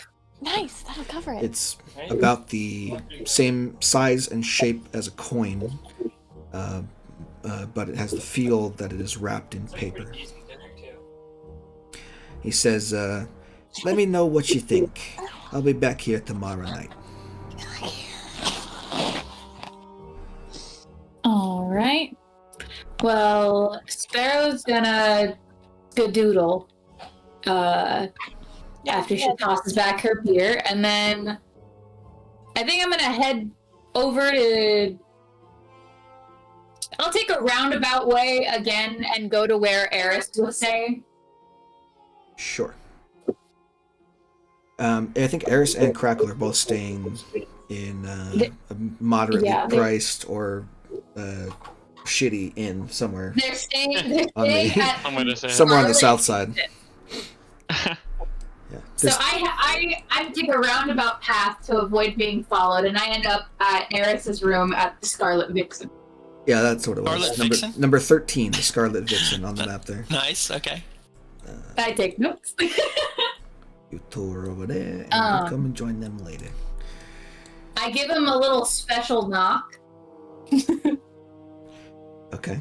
That I would assume you set up with them beforehand. I go bonk, bonk, Otherwise, bonk, bonk. it's a bunch of different people. All right. So yeah, you guys are both in probably your own respective rooms, or hanging out in the bottom of the tavern, and you see Sparrow enter or hear her knock on your doors. Oh my god, that was so scary. I would like to, in private, look at the coin that Johnny Dirk gave me. Sure. It is a single gold piece, wrapped in paper. A paper which has a small note written on it.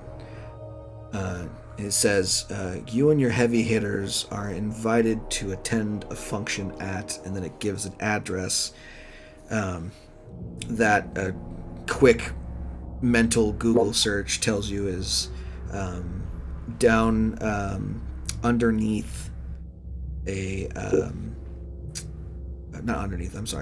south of you, near the docks, at a warehouse. Guys, God just made Google canonical in this world. Mental reference. We did a Google search. Google's just like this old wise conscious frog that yes. hangs out at the information booth in town and tells you things. It's Bagoogle, the Kuotoa god of knowledge. Did you say his name was Spagoogle? But yeah, sure. It could be whatever you want it to be, pal. Sick. You recognize this as a warehouse that's down by the docks, and you know this because a lot of people are like, don't go there. It's a well-known hangout for Scum and villainy. For Gulls specifically. A wretched hive of scum and villainy? Yeah. It's a wretched hive of scum. This is what this entire place is. So yeah, you recognize it. It's not something that's unknown to you for sure. You're like, oh shit, we're going here. All right. Okay. They said me and my heavy hitters. I won't take offense, even though I am the heavy hitter. But they do want all of us to go. I say to the all of us. I say You say to Crackle and I say to Crackle and Eris because we don't freaking know where Skeggs and Belly are. We're across town. We're at the fucking Merchant Inn. The Ugly Mermaid.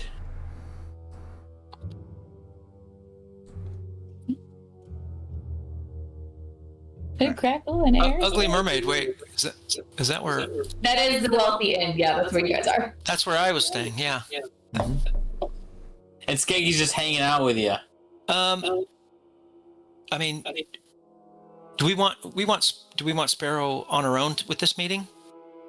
No. Well, they No, said Ugly they Mermaid. want No, all that's of not us. where I was staying. I was staying at a nicer place. No, you were staying staying at the Ugly Mermaid. That is the nice place.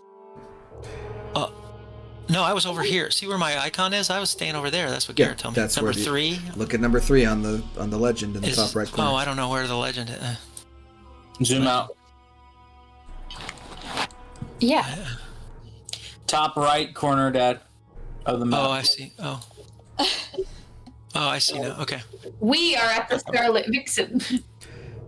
Scarlet Vixen. Skeggy's just gonna go to the Scarlet Vixen. Scarlet Vixen is a Vixen dive bar. Is a divey inn. Okay. Are we all going to be present though, or are we going to be around eavesdropping? No, like present. Like we want to be involved. Okay. Right, Well, then I'm with you. Yeah, you can meet up whenever you want to. I will. The time frame is 2 days from now, so you have time to prepare if you wish.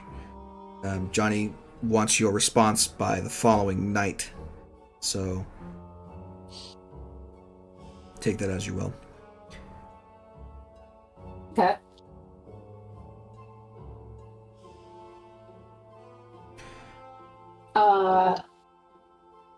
So, Garrett, would there be any like bonus information I might know about like what to expect with this warehouse from being who I am? The phrase "bring your muscle" in the note means that you guys are acting as enforcers, which means that they're meeting with a client that they need protection for, or at least they feel like it. So they expect there to be some tension, or at least they expect there to be an intimidating clientele meeting there. Gotcha. So we want to be prepared to be strong. Now you also know where the address is, so if you wanted to do any reconnaissance, that's on you. Probably not a bad idea, honestly. I'd love to.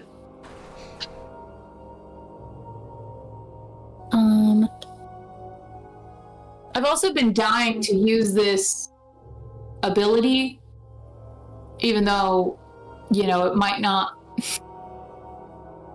succeed. But I have Liberate Ledgers, and I'm curious if I can find out who is coming to the warehouse. What's his Liberate Ledgers? I just sent it in the chat. Oh. Cool. Like that. I've been dying to use my dot worker stuff. Yeah. That's awesome. That's absolutely important. So, it is later in the evening, let's say. The sun has already gone down. It's getting close to probably 10:30, 11 o'clock at night. So your asking around at this hour would have to be done in bars, and that's typically where people go to spend their ill-gotten coins. So you might be overheard if you ask about it now. If you were to do it maybe in the morning the next day, you could ask around the docks instead and get a better idea of what's going on. without necessarily attracting attention from the Gulls. Sorry, are you saying those are two different times I can do it, or I could do both? Yes. If you want to ask around now and get the information now while it's dark, and then go do reconnaissance now, it's harder to do it now because there's more eyes around in the places where you have to ask. Okay, well then we can wait until the morning to do that. Sure. So go ahead and make me your investigation check now. And while she's doing that, I will ask, is there anything anyone else wants to do tonight before this happens the next morning?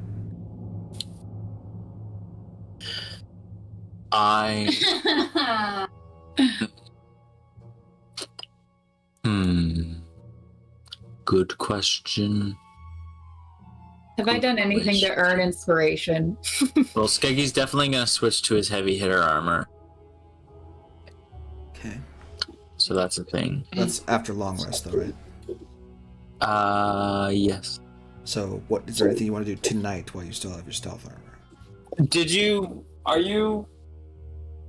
You already did your stealthiness. You classed the joint and everything.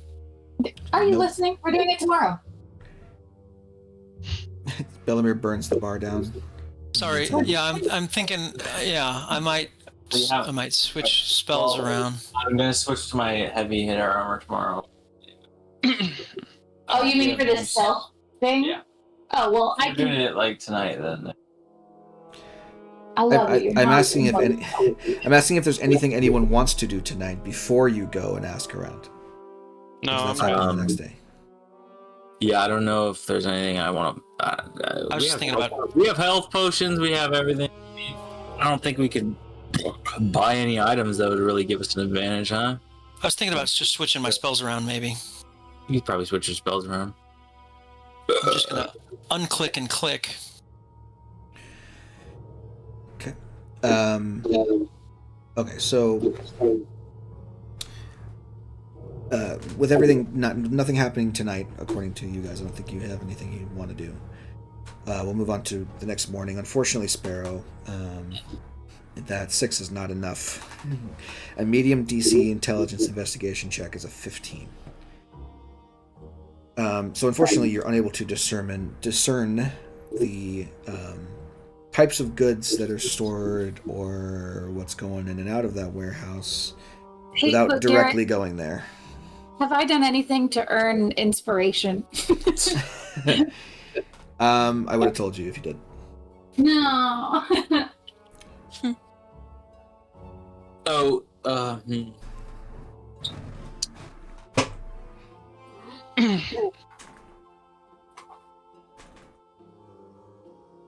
How long, Garrett, do you think it would take me to fashion some kind of makeshift holster for this gun? You have leatherworking tools? I have the right tools for the job, so I can have any kind of tools I want. Do you have proficiency with those tools? No, I don't. Not leatherworking. There you go. So if you want to go and requisition it, you're welcome to do that. Take you several weeks probably for a specialty order, or you can figure out how to do it and then do it yourself later. So I can't do it overnight. No. Unless you already have proficiency or have a way of. All right. Well, then the gun's gonna go into my waistband. You can keep it inside of the chest plate and then just pop out with it. You know, like keeping a Glock in the car or something like that. Yeah, it's just gonna be in my bag or my person or whatever. Yeah. Okay, so you by asking around, ain't nobody telling you shit. If you want to figure that out, you should probably go there yourself and figure that out, either by observing it or sneaking in or whatever means you can determine. This is the next morning reconnaissance thing? Correct. Is this a stealth check instead? If you wanted to go there and sneak around in there, then yes, I will be asking for stealth checks. Is there anywhere, Garrett? Is there anywhere nearby I can talk to, like the Free Swords Guild? Yeah, I would say the Free Swords Guild, I think, has a... I think we determined they had a chapter here that you were working at for a week or so before all of this happened. Yeah, that'd be awesome if I could go talk to one of them, because I do have something that helps with that. What do you got? Passionate orator. It's like for charisma, for trying to convince someone to tell me stuff. On a academic, military, or clergy member. Okay. You could... If there's someone to talk to. You could do, like, ask around with the guards to see if they know about any illicit activities that are going on. Yeah, that's probably not a bad move. Okay. Go ahead and make me a... Was it a performance check? To influence them? Check. Yeah, sure. Make a performance check. Great. 20. Plus whatever your D4 is. I don't know if you added that or not. Yep. I don't know what the performance die. Just a D4. Yeah, it says it next to your thing. It upgrades as you go up in militaries. Okay. Yeah, so 23, perfect. You play the part of wide-eyed novice adventurer, just trying not to get in trouble with the bad guys he heard were in Port Merrick, perfectly. And you're able to determine that the guards, one of the guards, like, takes you aside and goes, "Look, kid, I like you. I don't want to see you get in any trouble. I'm going to show you a couple of things, and you can't say that I told you how this works." And he points over to graffiti that's on the wall in an alleyway nearby. And says, "See that? That's a marking.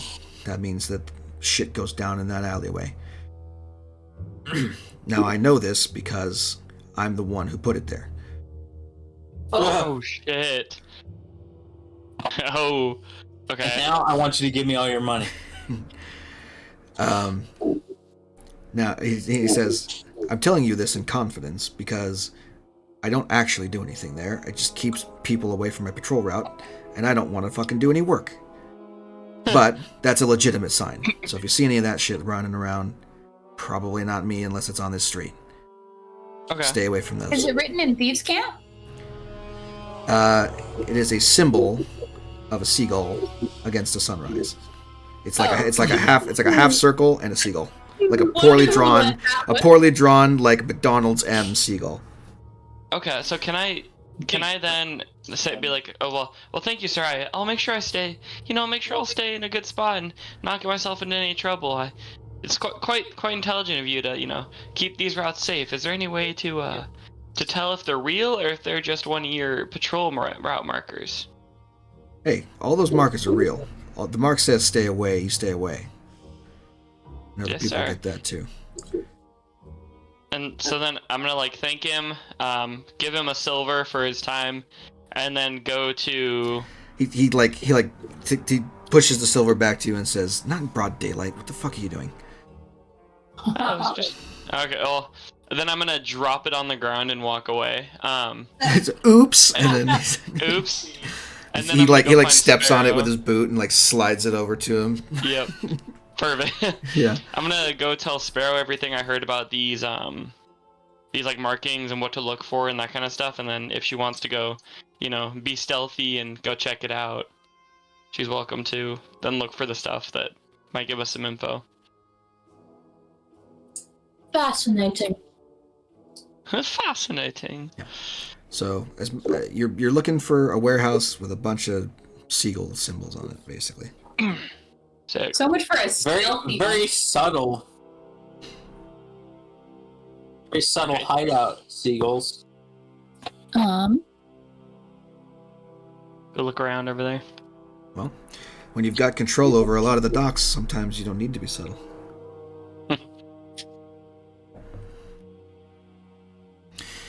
All right. Now, if you're going to go sneak around this place during the day, I want to know how you're doing it. Are you going to try and get inside, or are you going to just observe? I'm curious if I could, as a dock worker, help out with a boat nearby the warehouse and, keep an eye on it while, doing my like actual job. So I just look like a regular old dock worker, but I have a line of sight on the warehouse, and I'm like trying to hidden in plain sight type of thing. Right.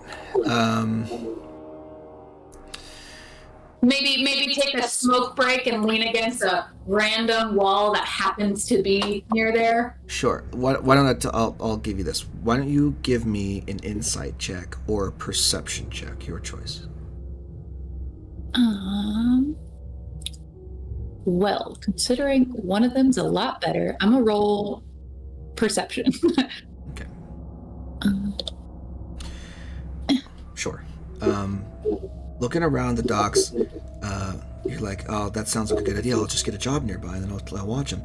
Yeah, a lot of the symbols on the ships that are being loaded and unloaded nearby are Gulls. Mm-hmm. They own that portion of the dock. Ooh. Interesting. So not really a place you could work nearby unless you want to be next to the guys you're spying on. All right, then,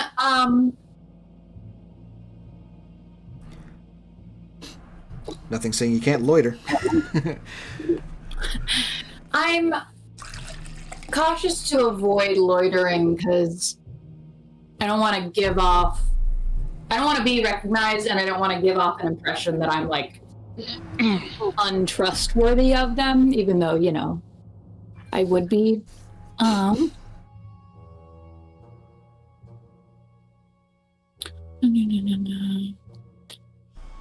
almost feel like they'd come to expect a certain level of, like, distrust.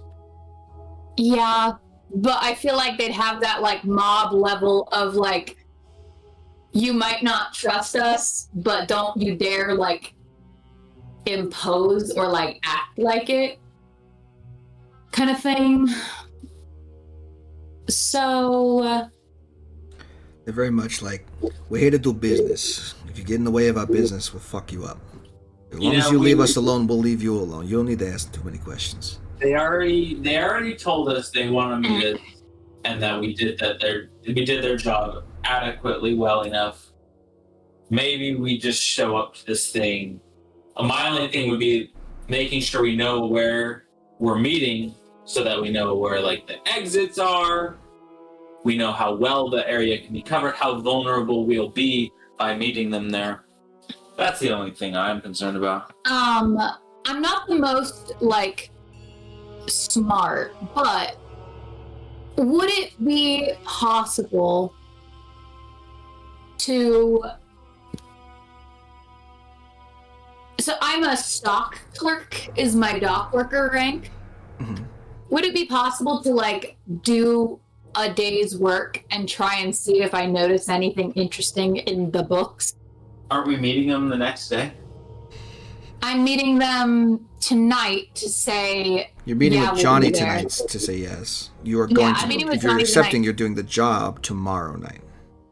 But I'm doing the job tomorrow So you have basically 2 days worth of stuff you can do. Oh, yeah. Yeah, so could I do my dock worker background thing for a day? To do what? To look at their ledgers? Like, kind of, but also just to, like, make progress as a dock worker. Yeah, I mean, sure. What does a stock clerk even fucking do? I don't know. Just take shit into the warehouses. Oh, sure. You know where the contraband is hidden and how to get in. Yeah. I mean, you're not a customs inspector. What the fuck are we doing? Stock clerk. You're just checking off goods that go back and forth between the ships and the warehouses, basically. You could do that with a different ship that's further away from the warehouse, and then just kind of listen in, see if you hear anything interesting. Unless you want to be like, hey, Mr. Big Bad Gangster guys, do you have any work for me?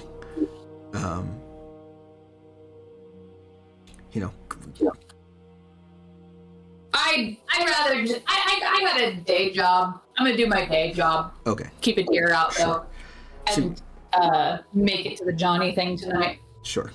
Easy enough for you to find a ship that needs, several ships during the day that need checking off and moving around. I will say during your day's work, go ahead and roll me a perception check with disadvantage. Dang.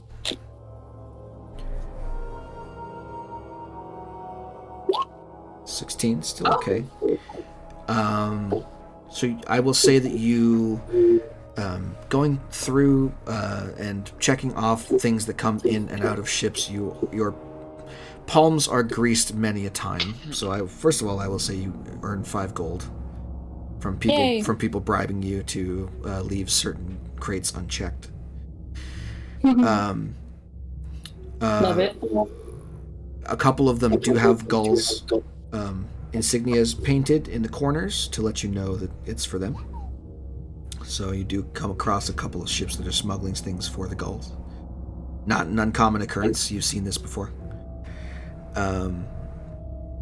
As for information that you overhear, I would say roll me another perception check.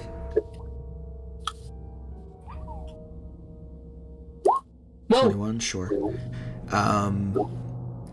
You see and hear a couple of things. You see and hear other individuals greasing other palms throughout the day. There seems to be a lot of money flowing through the docks today. And you hear a name mentioned 1 or 2 times that sticks out in your memory. Someone named Vance. Vance refrigeration? JD Vance? Yes, JD Vance. I literally said fuck Son of a because I was just waiting for it. I was just waiting. Grants? No, I didn't even know who that was I until don't like a week think ago. we told him the story. It's JD Grants. Yeah, did we tell you about that? Yeah. Yeah. It's pretty funny. Oh my god. I didn't even know who that guy was until like 2 weeks ago. See? No. JD Vance? Yeah, JD No, Vance. we're joking. Yes, no, actually, seriously, I didn't know who JD Vance was until. You didn't know? No, Garrett. I didn't know. Goddamn. I'm bad with names and faces. Like you could have put him in front of me and said, "This is this guy," and I'm like, "Oh, okay," but I had no idea who he was. No, not JD Vance. Fucking, you just all you hear is Vance. You hear it said like you know who that is when you say that name.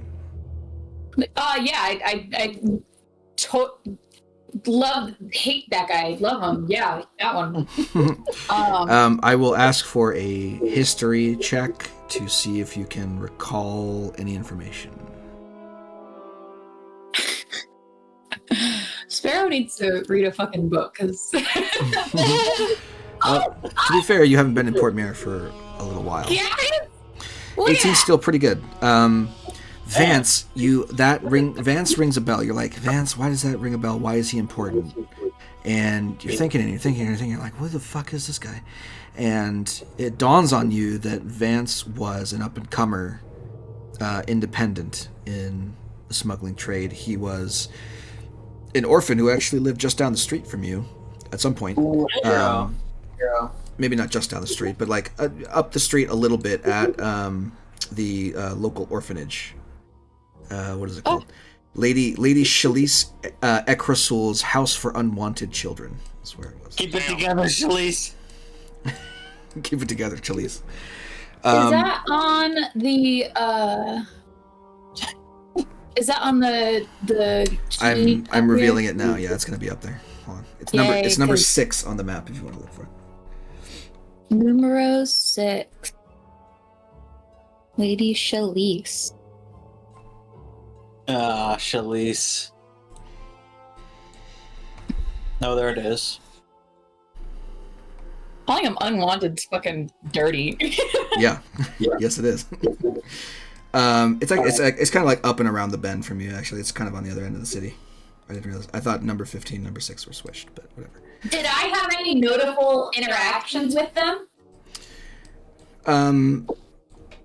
No, his name was like thrown around a little bit. Like you know of him, like you would know someone who works in another department from you, you know. Like he's around, and you've heard his name before, but he wasn't anything special, at least not when you were around him. But now he seems to be someone who people are talking about kind of out of importance, like he's some important figure. Ooh, this is fun. I don't think you would have ever met him. I don't think you would have ever done any jobs with him necessarily, so I won't tell you what he looks like. But I will tell you that he sounds very vaguely familiar. I'm curious if it's something I can ask anyone in my family about.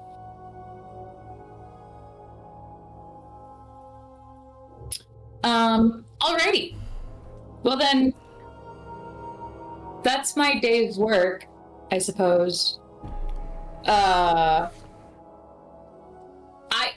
Like logistic question,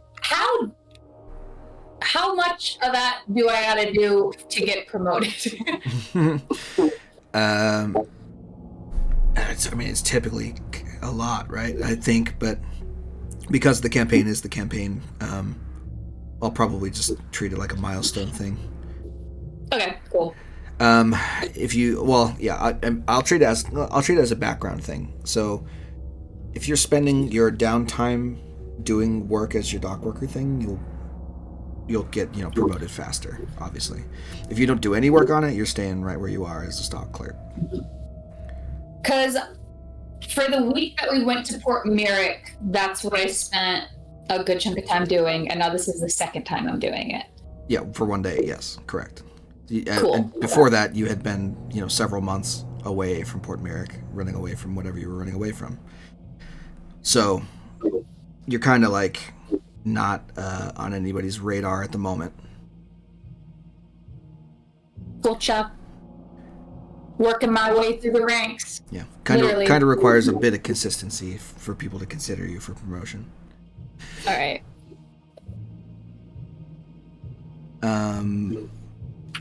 What does it require? Let's see. Lodging, the contraband, sure. Promoted by a dock worker of a higher station. Sure, customs inspector. Yeah, so you probably have to work with. You probably have to work with customs office for a while to get promoted, or do something particularly worthy of advancement. Gotcha. Anyway, I'll give you that information, and then you can go until Johnny's night. We don't need to do that conversation. You just be like, hey, I'm doing it. Great, cool. See you later, kid. The next day, does anyone want to do anything during the day before you go and So that was one day that passed already. I'd like to long rest. One day that passed already. We should have already long rested. But Skaggy was working on his gauntlets that day.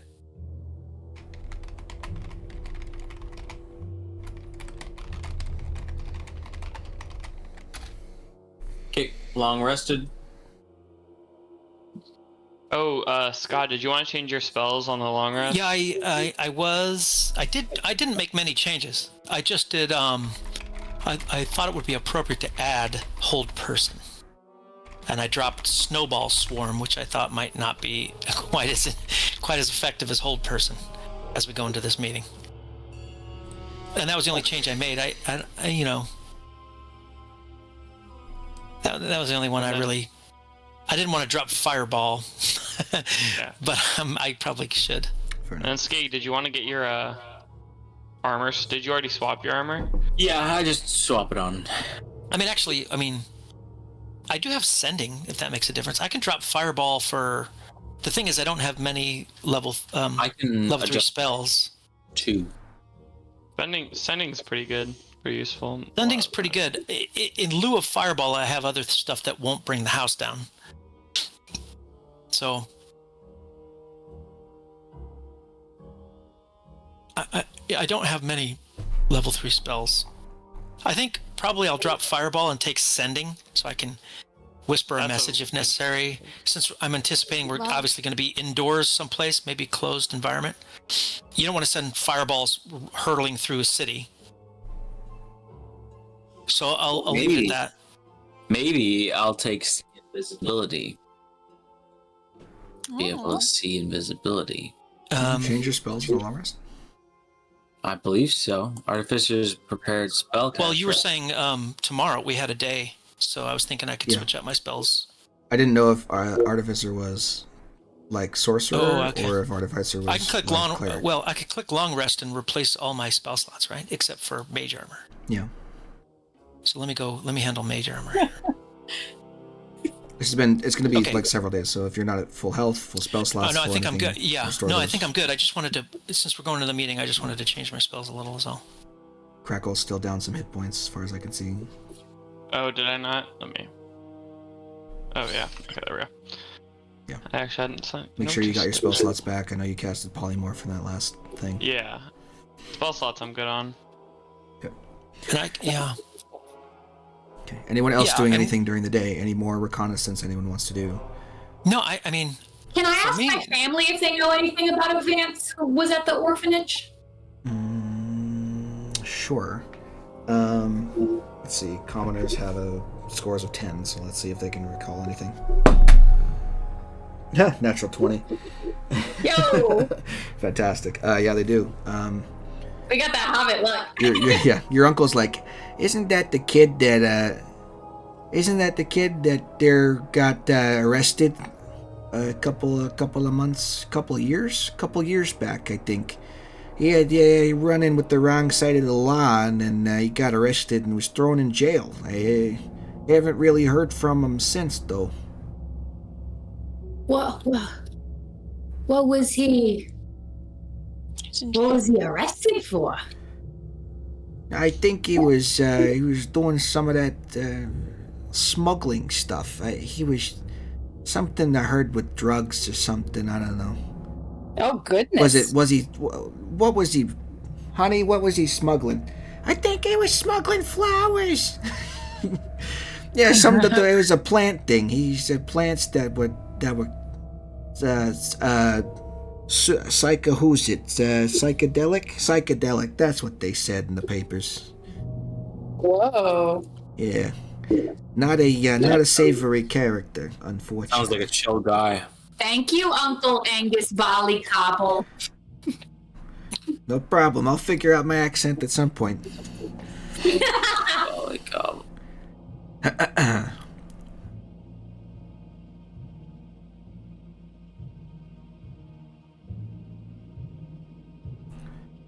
Okay. If no one else has anything to do during the day, then we will skip to the meeting. You guys arrive en masse at the entrance to the warehouse. It's this kind of... It looks like it's kind of like a rundown wooden building, surrounded on all sides by an iron fence with boards kind of nailed in place to keep prying eyes out. And after you arrive, this is like after sundown, so you guys are kind of meandering around the gate. The gate's not open, it's locked.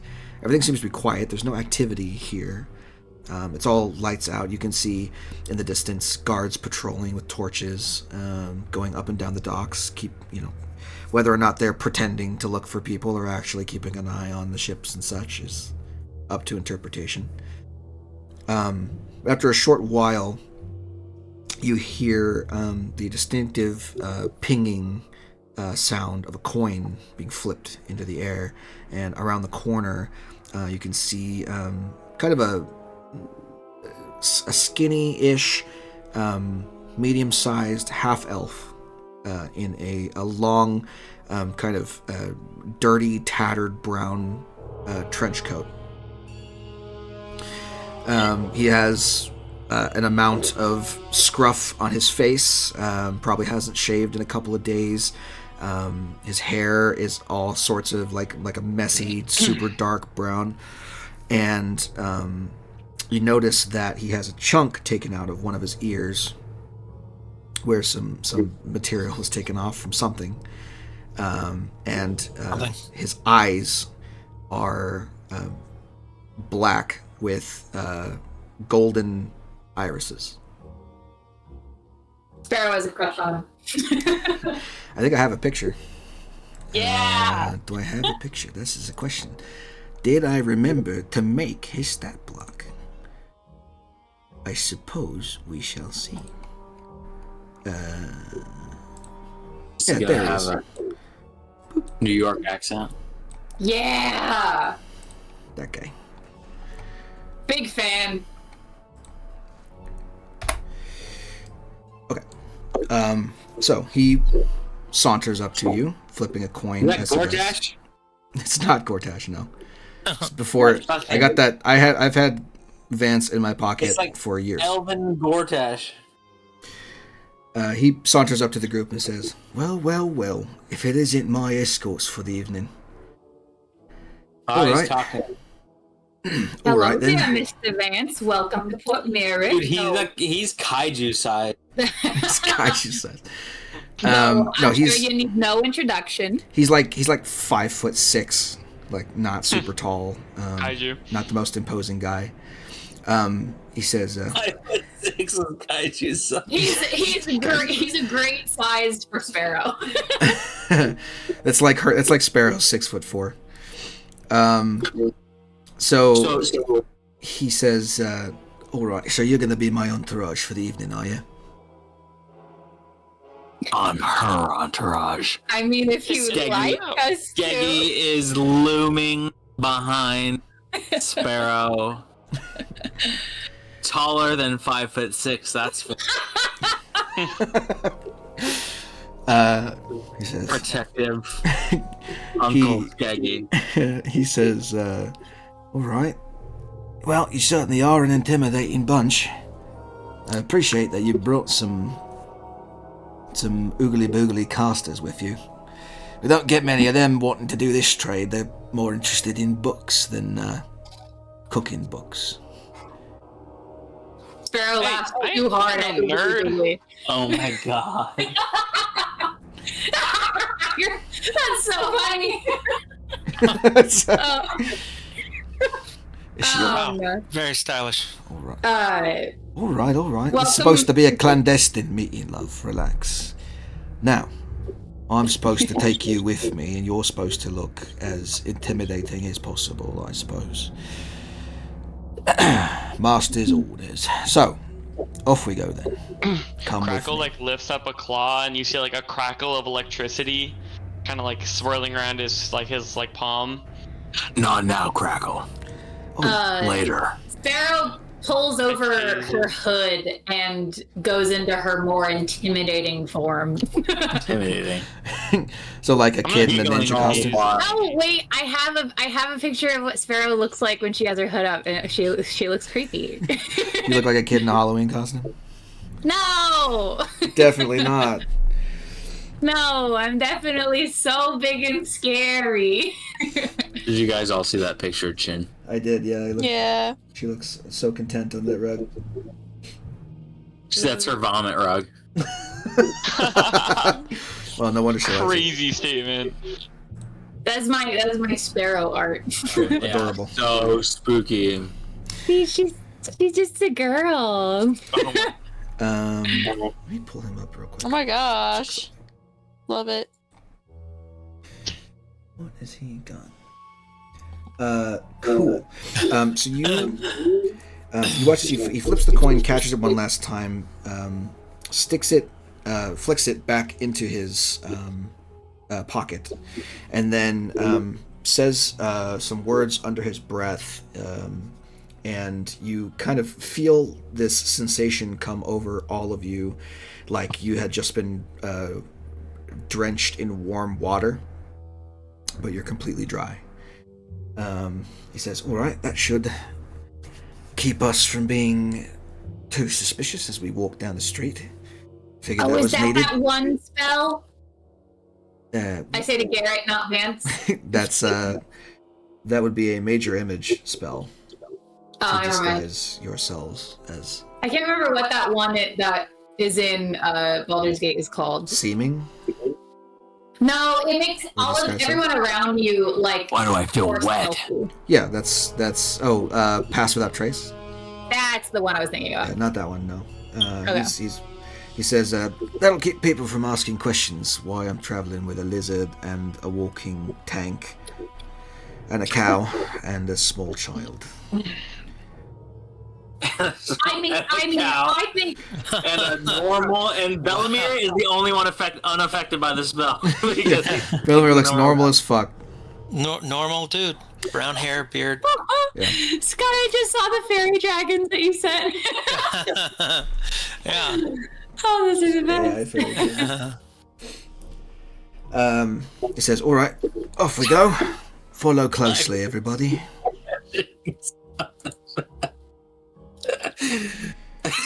All right, so. And he begins to walk away from the warehouse further down the docks. I follow, and as much as I like the looks of the dude, Sparrow is on like top perception caution because she is actually trying to still impress the Gulls a little bit and not actually just at least be aware of anything that could pop out during this meeting, because it isn't lost on her that this is kind of a high stakes thing. Mm-hmm.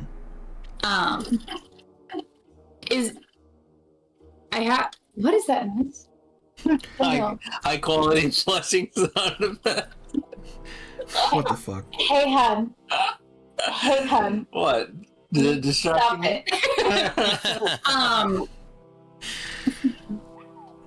Yeah, I'm on high alert. So he begins to walk away, and he begins to go into and out of alleys, taking a very circuitous, zigzagging route back away from the docks, away from the city, closer to, if you look on where you guys are at on the map, closer to the edge of this wall of rock here. And he's lumbering 5-6 frame. Yeah, exactly. He's keeping a pretty quick pace, like he's deliberately trying to lose anyone who may be following him, until he comes to the end of a dead-end alley that leads right up against the rock. He says, "All right, here we are. Miss, I don't know your name. Cow Lady. What do I call you?" Sparrow got really excited for a second. You will call me Miss Cow Lady. Excuse me. You will call me Miss Moonshadow. All right, Ms. Moonshadow. Jesus. I love that. By all the gods. I'm keeping that. We all need code names. By all the gods. Go. Can you peek around the corner, love, and tell me if anyone's following us still? While I do this. I'm Iron Shadow. Hey, Vance, aren't you from Port Merrick? Where'd you get this accent? Hey, aren't you from Lower East Side London? He's from East Side Port Merrick. Just because everybody you talk to has had the New York accent doesn't mean Port Merrick is fully New York. People can come from anywhere. People can come from England. People can come from New York and England in the same place. I don't see anyone. Wait, Skeggy, what's your code name? Iron Shadow. So everyone has to have Shadow in their name. That's literally my last name. Like, you guys don't. That's my last name. That's Eris's last name. I like the code name. Hey, Crackle, what's your code name? No idea. Blue Shadow. Crackle Boom. Lightning Shadow. Yeah, Blue Shadow. Bellary's name is Beige Shadow. Before. This isn't happening right now. He's Scale Shadow. So as he asks you to go do that, Eris, he turns toward the rock wall and begins kind of just staring at it. Like he's got his hands in his pockets, he's tapping his foot, he's kind of waiting for you to give the all clear. Hey, Bellamere, what's your code name? Do I have to come up with a code name? Yes, you do. Bell Shadow. Dweezil. Dweezil. Magic Shadow. No. It's Shadow's getting added automatically, so he's Mr. Weasel Shadow. Book Shadow. Beige Shadow. The beige Shadow. Beige Shadow. And I'm Shadow. And she. Are we all gonna have? I'm Smelly Shadow. Tell my wife I said hello. Smell shadow. Smell Shadow. No, I like Smelly Shadow. Yeah, I'm the Smelly Shadow. Stench. Stench Shadow. Yeah. Well, okay, actually, it just occurred to me, Smellfoot is my secret name. Yeah. It's better than Shit Shadow. Shadow. Who's shadow? Shadows. Shadow. So Eris, as soon as you give him the thumbs I don't really up. think I don't know that we really. Do we really need As soon as you give him the thumbs up, monikers? he nods back to you in affirmation, and he traces his right hand along the wall. And you didn't notice this before because it was kind of dark or whatever. But his right hand is completely covered in bandages, like he has it fully wrapped. And he traces this pattern over the wall, and you can watch several runes begin to flare up in a bright green color before dulling once again. And he says, "All right, that should clear our way. Everyone turn around, close your eyes." What? You heard me. Everyone turn around and close your eyes. Sparrow does it. You hear him muttering under his breath for about, I don't know, a minute, maybe? Kiki puts his hands over his eyes. And you hear the sliding of metal against stone. He says, "All right, good enough for me." And at his feet, instead of into the rock wall, there is a manhole cover you did not see before that has slid out of the way, revealing a ladder that leads down into the darkness. The entrance to the Thieves Guild. In Skyrim. Rataway. In Riften, the Ratway. You like me to scout ahead? That will safe down there. These the Gullway doesn't get any visitors it doesn't want. After you, Vince. Dude, you really do not like this guy. He begins to climb down the ladder ahead of you all. Sparrow go second. Sparrow. Skeggy's third. As soon as you guys are all down there, he snaps his fingers and the manhole cover closes by itself. It is pitch black down here. No light source whatsoever. He says, right, anybody got a light? Well, I have a lamp. I can put a light spell. Or a lantern. I'm not. Am I carrying my staff? I can do produce flame. It's fine. I'm probably not carrying my staff. There you go. Produce some flame. Do it. I can produce flame. I'll just do that. Okay. Yeah. Eris lights a flame in her hand, and he says, "All right, finally, thank you. Now, keep close. Watch for the corners. Don't fall in the drink." And he begins to walk, not in as brisk a pace as he did before. This is a comfortable gait. He's not trying to lose anybody here. This is the Gullway that Sparrow. The Gullway, yeah. This is something that Sparrow you're very aware of. The Gulls use underground tunnels to move product, and all of the entrances are hidden and secret and only known by members of the Gulls. I'd like to make a conscious effort to remember the way out. You can certainly try. We will get there when we get there. Leave breadcrumbs. We'll get there when we get there. So he begins to walk. This is essentially it's not quite a sewer network as much as it is like an underground what do you call it? Not causeway. Catacomb? No, what's the shit in Venice? Canal. It's like underground canals. It's meant for underground canals, or they're meant for travel, not for taking sewage. This is all designed and owned and run by the underground in this city for that purpose. It's somewhere where they can do their business without the threat of anyone looming over them or needing to hide or do anything bribes-wise. This is where they can work and do so in the open, or as much as the open as you can be in an underground tunnel.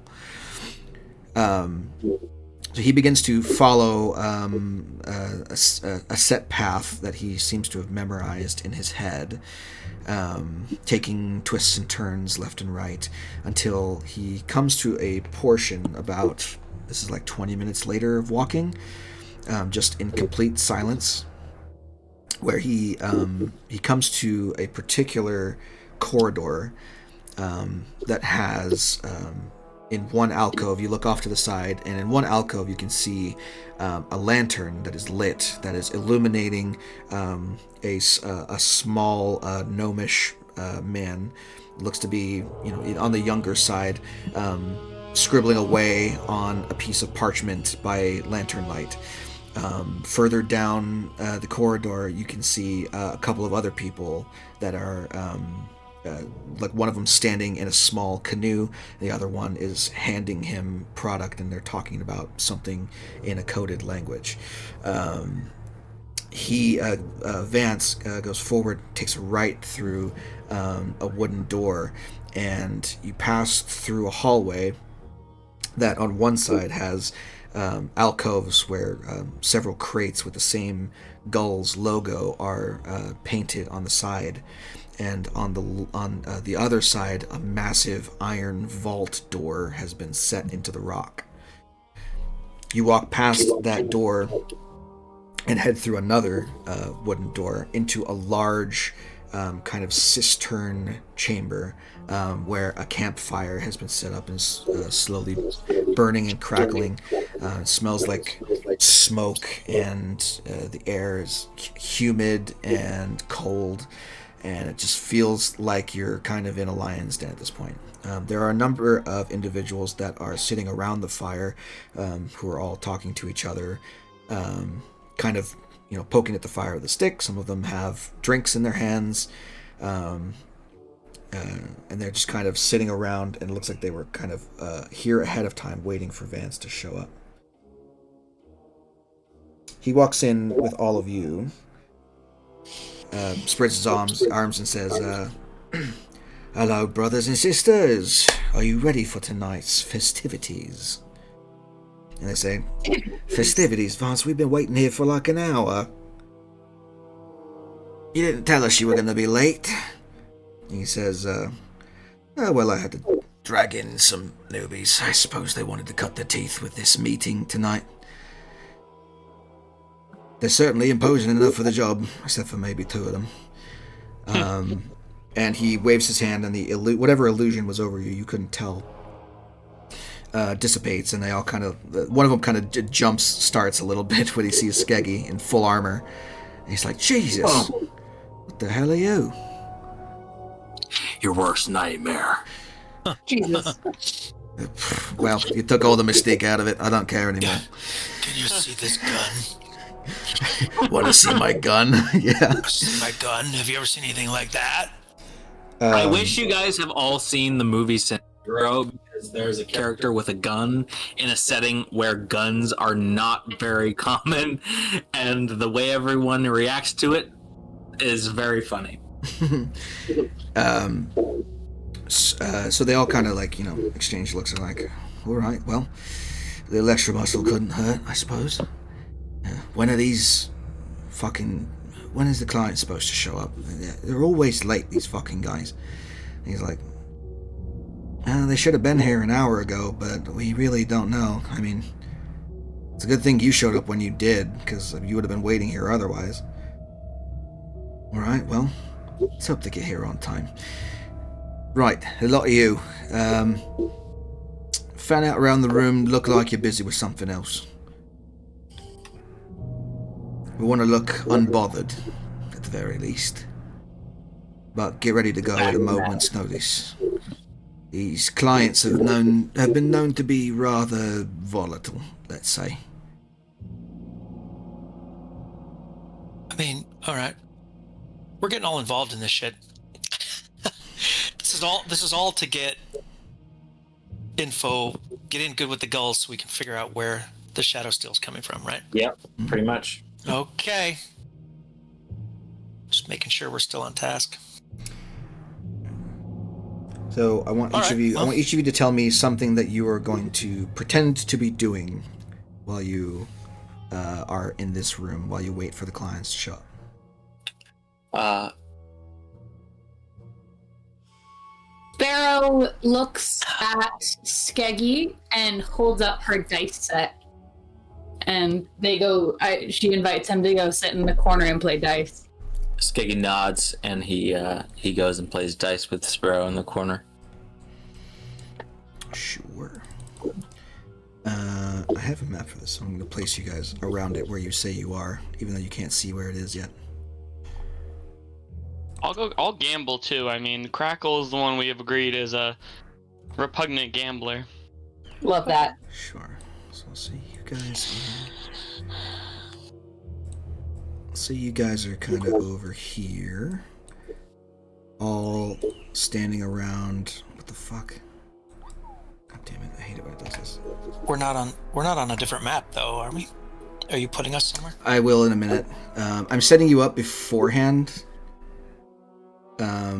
You can see where you're at on the map once we need to get there. But I needed to reload my page because there's 2 Skeggies and there shouldn't be. Weird. Okay. Are we on? Just supposed to be on a different map? Not yet. We will be in a minute. We're going through this. Bellamir, what are you doing? He's going to remove one of the several small books he keeps in his satchel, and he's going to just simply appear to be paging through some small book or booklet. Okay. All to himself, just trying to be nondescript. Sure. I'll put you close to the firelight. Then. Yeah, okay. You can be somewhere around there. I'll give you a little bit more of a description about what's in this room now that I have it in front of me.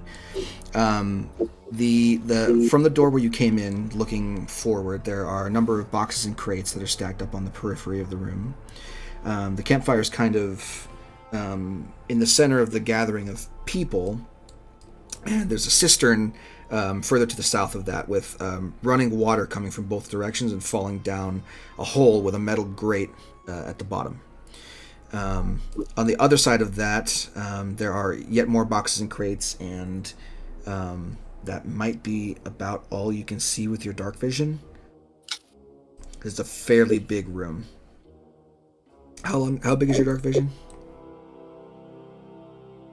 Me? Anybody who has dark vision? I know Skeggy's is probably high, right? I do not have dark vision. Mine's 60 feet. Does Eris have dark vision? 120 feet, Garrett. I thought I did. Okay. No. 120. It'd be on the right side hand in your abilities. The left side, you mean?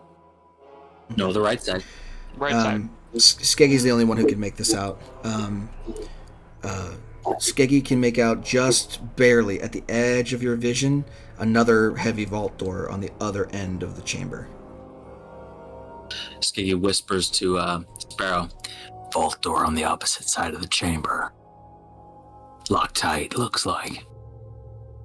Sparrow says, "You're cheating!" and points to the dice. Skeggy stops cheating at the dice and moves. Look, he actually was.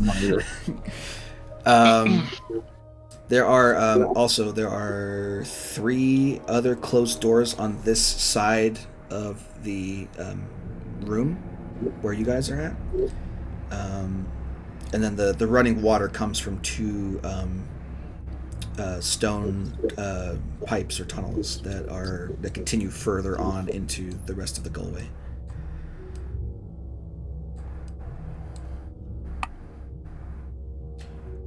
DC. Oh. Yeah, kind of, yeah. A little bit. Except that looks like it's inside of a warehouse and not underground. Foxy. Ooh. I was just thinking barrels.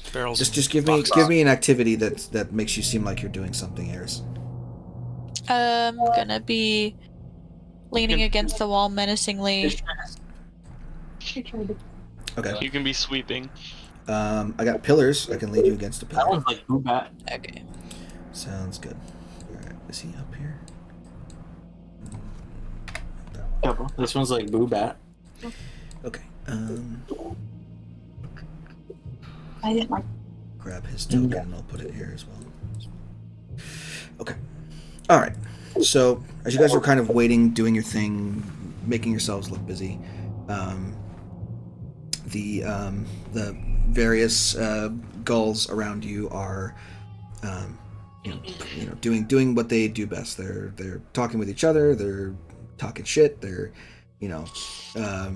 discussing in as coded a language as they can when they're in the safety of their own place, discussing scores and I made this much money last week because this guy fucking cheesed it, so I got his share of the proceeds or whatever.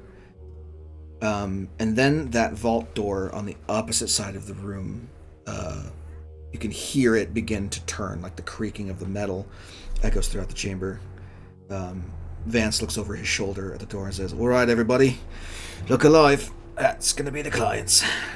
Stands up and takes a position at the head of the group. All the rest of the thugs around him kind of stand up where they are, and you guys all take notice as walking across the wooden bridges that span the flowing water of the cistern are a band of 5 Dwergar dressed in armor. Ooh. Shit! Jackpot! All carrying their trademark war picks, looking gruff and angry and dirty, like they had just come from like working, essentially, like heavy, like working in a mine almost. Like they're covered in smudges and dirt and grime. And the one that's leading them, the one that's heading up the pack, is carrying a large sack on his back, kind of tied to his war pick that he has slung over his shoulder. Grab. They approach the group, and Vance starts off the conversation with, "Well, you're all very late. Will she get held up in traffic or something?" To which the leader of the Dwergar responds, "No, I was plowing your mum and lost track of time." Ugh. Damn it. Fucking boom roasted. Asshole. My mom. Boom roasted. Boom roasted. Joke's on you. I was at the orphanage for unwanted children. Joke's on you. I don't have a mom. My mom's been dead for 5 years. Yeah. Okay. Joke's on you. He says, "Now, you're gonna keep running your mouth, or are we gonna get down to business?" And Vance says, "Well, that's the thing. See, your business has been drawing too much attention lately. And the Gulls don't really appreciate that many eyes turning toward what we're doing. So, price has gone up. You want us to bring in all these illicit materials of yours? You're going to need to pay a little bit more of a premium now."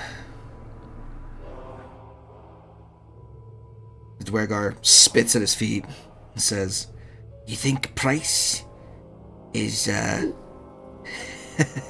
think price is a sticking point for us, do you, boy? Alright, name your price." Vance says, "Alright, 10,000. Last shipment's 10,000. Done." takes the sack from over his shoulder and flings it off the end of the pickaxe, and spilling out onto the floor is a heap of platinum. Oh. Consider that a down payment. You'll get the rest when the job is done. Vance's eyebrows are raised. He says, well, I didn't take you for being that rich. If we'd known you were packing that much coin behind your chubby little belly, we would have squeezed you for a lot more. It's a pleasure doing business with you. But, I think we'll just be taking your gold and going.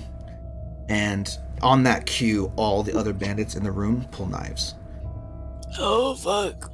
And that's where we're going to leave off this episode. He stands up. Okay. He stands up and faces the dwargar. Yeah, we're going to end it off today with that little cliffhanger.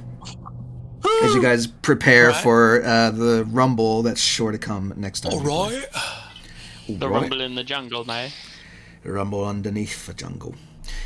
The concrete jungle. Anyway, we will see you guys next time you play. I don't know if Saturday works for y'all next week, but works for me, so we'll see how it goes. Yeah, I will be late to the party next Saturday by maybe an hour and a half. No, not that long. Maybe an hour. I've got fantasy football draft that goes until 1 o'clock. Okay. So I'll just be joining as soon after that as I can. If the guys if they want pizza, I order pizza and it takes longer. But if they're here to draft and leave, then it'll be over in an hour and a half. We can start a little later. That's fine. Whatever works. Yeah, I mean, we could do short session, or I can just join. We're going to play have a by fight you. right off the bat. So In either case, we'll see each other next time we play. Bye-bye. Sounds good.